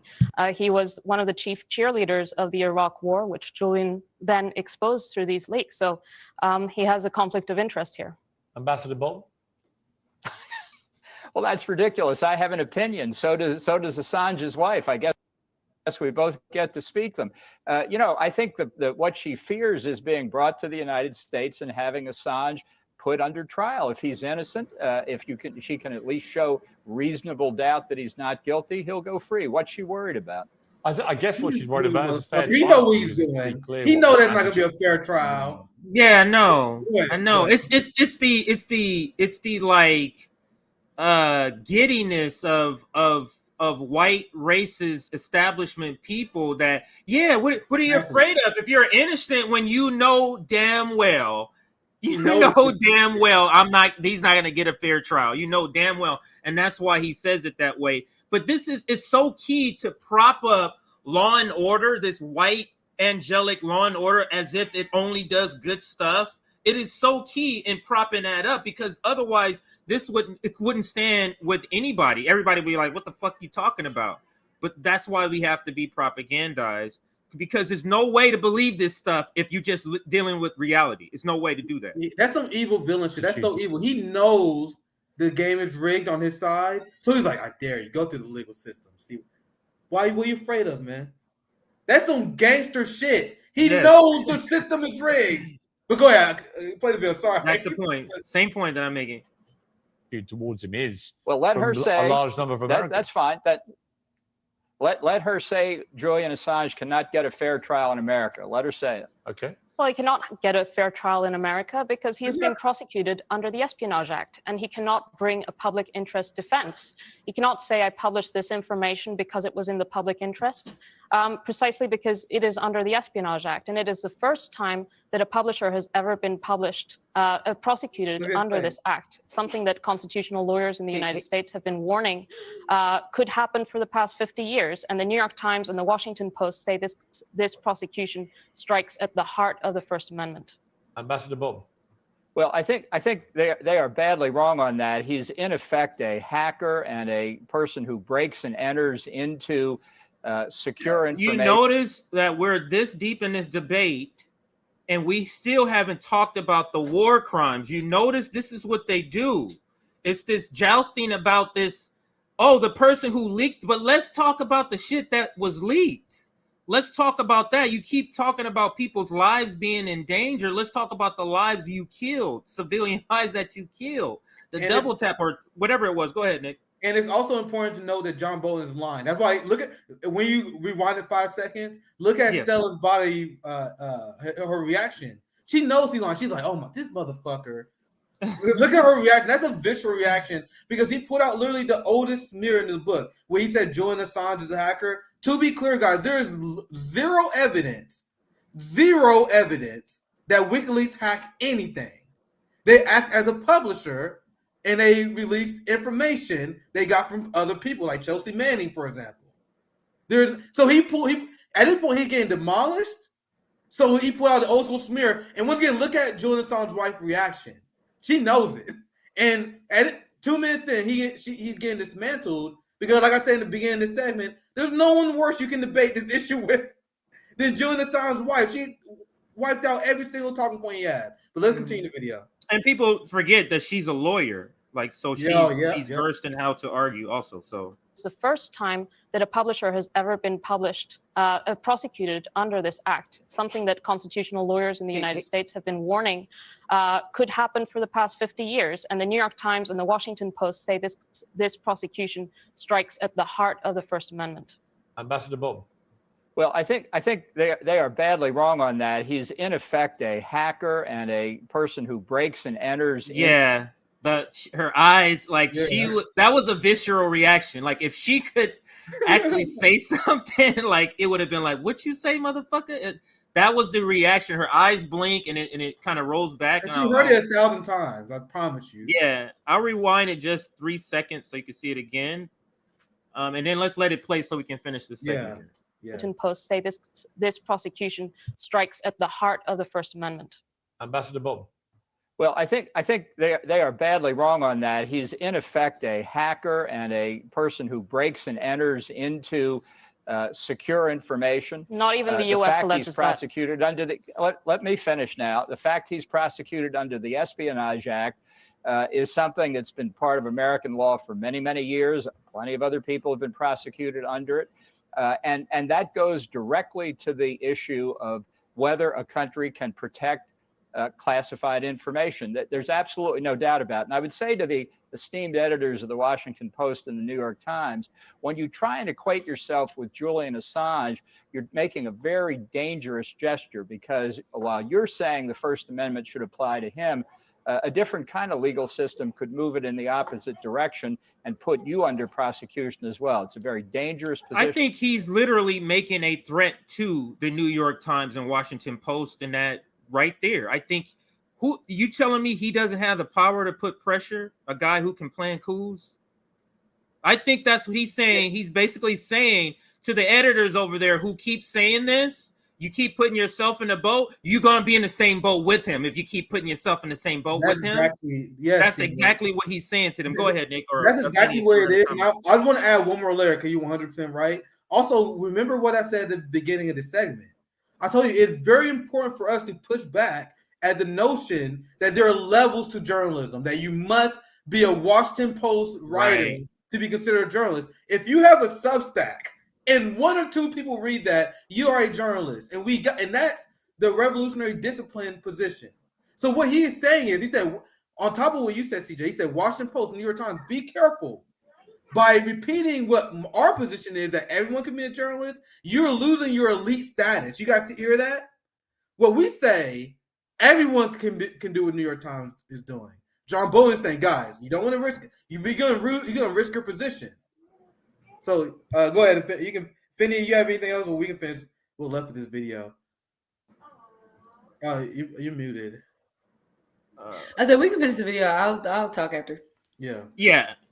I think we'll let it play a little bit more. She's going to make a couple more points, and then we'll go ahead and end this segment, get our comments.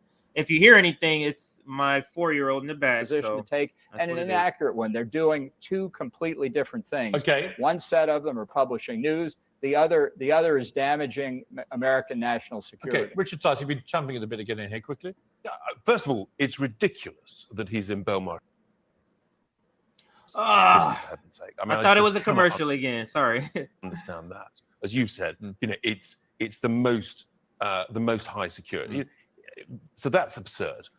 If this can't be resolved, and it sounds to me actually as though it may not, is there not a sort of international jurisdiction? Because there is actually international important issues here that do need resolving, and both sides have a very strong, robust argument. And I wonder whether it's almost like a test case internationally. It's really, really significant, really important, and it needs to be heard, I think, in order to get some clarity. Before I let you go, how is he physically? Because he's been in ill health. He was isolated during COVID for many months, couldn't see anybody, including you. How is he? Well, he's suffering profoundly, and his health is declining by the day. He's a caged animal, and you can just imagine what that does to a person. He's far away from me and the kids. He only sees us once or twice a week. And there's no reason for him to be in a high security prison. And actually on Saturday, we're doing a human chain around the British Parliament to call for his release. Stella, it's good to see you. Thank you for coming in. So I'll stop it there. But the whole point, what's happening to Julian, that is the point. This is saying to the world, any motherfucking journalists who think they're about to let everybody know what the fuck we doing, this is what you're gonna get. and that's why they're publicly like torturing Julian Assange. I'll let Afeni, our guest, chime in. Any last words on this story, Stella, and this debate she had with John Bolton? I think it's very telling that not once did they mention what the contents of these documents actually were. Let's also talk about the fact that Chelsea Manning was the source that Julian Assange was protecting. So to lie and say that he's a hacker, then that never happened is just really crazy to me. You know, and especially if Chelsea Manning is no longer incarcerated, I don't even see why they're still pursuing these charges. I think that Stella is a stronger woman than me, because I know for a fact that if John Bolton tried to basically threaten myself and other journalists for simply speaking the truth, I would have run laps around his ass about his record. Are you joking? Like, let's talk about this is about war crimes. Let's talk about your war crimes. Let's stay on topic. You know, let's talk about it all. Since we want to talk about what's in the document, since we want to talk about people's lives being in danger, how many lives have you endangered with your fucked up ass policies? And it's just, I just want to reiterate again, like, just getting back to the original point, it is so important for us on the left to protect our right to free speech. Anyone who knows me knows that I am a fuck around and find out free speech absolutist. You can fuck around, but your ass gonna find out. You feel me? I don't understand why there are some people on the left that are cheering on the prosecution of Julian Assange. There are people on the left that are refusing to talk about the story. People that are in elected positions like AOC, like Cori Bush, like them. Like, why are you letting Marjorie Taylor Greene, her troll ass, run to the left of you on any issues at all? At all. So the fact that we're even having to fight this hard on an issue that was not that far out of the mainstream, especially if somebody like Barack Obama can refuse to prosecute Julian Assange because of the potential constitutional repercussions of that. I don't understand why now we have people that are literally cheering on what is authoritarianism, what is a very fascist way to go about silencing and persecuting journalists. The same way that Russia just had to give Edward Snowden citizenship because he's there, because he can't come back home. And he said multiple times now that he would love to come back to his home country, but he's not going to jail for doing the right goddamn thing. And so, you know, as leftists, I just really think that it's just so important for us at this point to be so clear about the importance of absolute free speech, because the conversation constantly gets centered around the right and what the right can't say on social media platforms and all that stuff. Right. You know, I don't believe anybody should be censored, but I can tell you that the right wing is dominating not only the cultural aspects of this country, but they are dominating the political aspects. They are dominating the financial aspects and in the war powers. So, like, the people that are going to get censored and where it's actually going to hurt is us on the left, the people that are speaking up for marginalized groups, the people that are speaking up for the people that are being murdered in occupied Palestine, the people that are speaking up about the police caused genocide of Black people in America. We are the ones that are going to be silenced. We are the ones that are going to get our PayPal shut down. We're the ones that are going to get our our YouTube channels erased and get all of our files of every show that we've ever done. We're the ones that are going to get all that shit erased. It is not going to be the right wing, because you know what? Their fucking playbook, their ideology, all of that shit is written into the essence of what this country is. That shit will never go away, ever. So at this point, if you are a principled leftist and Julian Assange is not a part of your advocacy, if free speech absolutism is not a part of your advocacy, then you can't call yourself a leftist. You are a liberal. And you know what? It's okay to self-identify correctly. Just call yourself a fucking liberal, because that's what you acting like. Exactly. For some reason, people think And I think it's a coordinated effort to get people to believe it. I think it's a psyop. You're on the left if you support $15 minimum wage and Medicare for all. If you want something that benefits you, then make sure you're on the left. Historically, think about it. Historically, what it means to be on the left is where you stand on state violence and imperialism and colonialism. Since when has that changed? Where you can be weak on colonialism, imperialism, and state violence, you're on the left. That is what defined left politics. And then they somehow made it, oh, well, if I advocate for stuff that helps me out, and only that I'm on the left. I tell you this, I say this all the time, Nick. In the left, to be a leftist in the United States, the threshold is Medicare for all, $15 minimum wage, and then you get an honorary Malcolm X stamp once you do those. The bar is in hell. Yes, exactly. You get an honorary Angela Davis stamp once you reach those two. It has nothing to do with the liberation of the oppressed people, when that should be the starting point. And this is the reason why we can't have rich white leftists leading the movement, because they don't have that connection to it. But I think Afeni summed up that segment perfectly. I don't have anything to add to that. Mm-hmm. Nick, did you have anything? Yeah, we can get. I don't know if Afeni been with us for a while. We can wrap up unless you have another story, CJ. I didn't have another story. Y'all know how Afeni doing on time, but I'll have nothing else for today. I have another segment on Ukraine, but we're gonna have White read in tomorrow, so I'm gonna save it for tomorrow. We're gonna let's ask Afeni, what do you have coming up?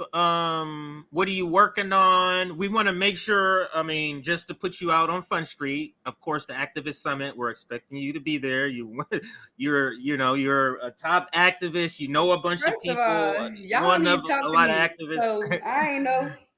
Yeah. No, I know. That's why I'm putting you on blast right here in front of everybody. But talk to us about what you're doing. Talk about what's coming up for Afeni. What's going on with your organization?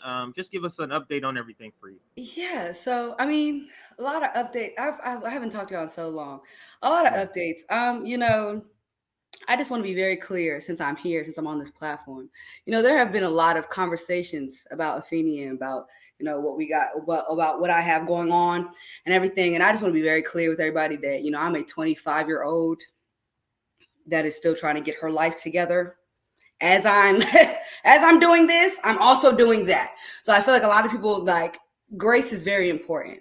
I'm no longer with Freedom Fighters, as an organization. I love them to death, though, and I really hope that, they get everything that they want to get done. I have really been, like I said, I had a really rough 3 months. So right now I'm working for an organization called Life After Release. I finally got a job, and I'm doing prisoner reentry work, and participatory defense work. I'm also, I'm also actually going into, jails and facilities, talking to people that are currently incarcerated, letting them know about their rights, educating them, and supporting them as they transition out of that facility. So that's been work that I'm really, really proud of. I've been doing a lot of trainings. I know I told you in our personal chats, but I've been doing a lot of training, organizing stuff. I can't talk too much about the training that I'm doing right now, but I'm basically just training on de-escalation, physical de-escalation, and alternative forms of safety and harm reduction. So that way we can move forward with some plans that we have here in DC to start a violence interruption group that is outside of the police. And so I'm doing some really intense training over the next 9 months to get prepared to be able to do that, and to be able to start to set up those alternative systems to the police that we want to see. I've really been trying to get my shit together. I know, I feel like a lot of people forget, but my best friend died in December of last year. Y'all, I mean, right before I left RBN, I didn't say this publicly, but y'all know that I was violently, physically attacked. So this past year has really been a lot for me. And I almost did not make it into September. And I'm just really grateful now that I can feel better than I was feeling, that I can actually see like myself having a future in the movement, because it took a really big toll on me for a while, and just all the stuff that I had going on. And I think that because I was trying so hard to like separate my personal feelings from this work, I think that also was just really not helping, not working, because like, as y'all know, like this work, this movement stuff, it's so deeply personal to our lives. Like we're not just out here fighting. People forget that we are ordinary people too. Like people forget that we are just ordinary people trying to survive. And that's what you said earlier. That's so important. That you like, first thing first, I'm just trying to survive. We are ordinary people. We've been through a lot of trauma. Some of you guys know, some of you guys don't. Some that we know among in the group, but it's been tough. And we always root for you. That's why I was glad to see this article, because we always it's good to see Afeni thriving anyway. But sorry, I want you to finish, because I just want you guys to know, like there's a reason why you hear our radical black guys speak. Like people will respond to my tweets and our videos like, why Nick so crazy? Like, nigga, we go through trauma. This has been a traumatic year for all three of us, without spilling too much. It's been a traumatic ass year. We're not just commentators.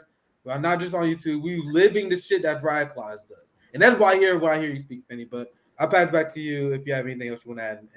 No, I mean, that really is it though. Like, one thing that's very important to me is remaining in right relationship with people that I'm in community with. And the big part of that is accountability. It is about, it's about accountability. It's about making sure that you can be honest and vulnerable. And I think that in a world where especially as Black people, we're constantly told that we don't need to feel our emotions, that we should not talk about when, like, especially our sad and negative emotions, that we shouldn't show those, or else we're weak, or we're this or we're that. And I think it's profoundly revolutionary as Black people to not only acknowledge your emotions, but be vulnerable about them and actually face them and, hold yourself accountable to not only the harm that you cause to yourself, but the harm that you cause to other people in your community. So, healing is something that I think is intrinsic to liberation. So I'm just really grateful that I could make it through what I just went through. And I'm really, the people that had grace for me, thank y'all. The people that didn't, fuck you. No, that's facts. I have the same philosophy. If you ain't with me, this middle finger works very well. People learn the hard way. If you ain't with me, like, that's how it is. I feel you. So thank you, Afeni, for coming on and sharing your article, your joint article, because I know you want to give credit to Jen. So thank you for coming on. This is a very eye-opening article. Like, you wouldn't think, like, Aretha Franklin. What? Like what? Why that? It's because she's Black. That's the reason why. And there it is. That's it. So, any last words, Nick, to Afeni before I put her in the back?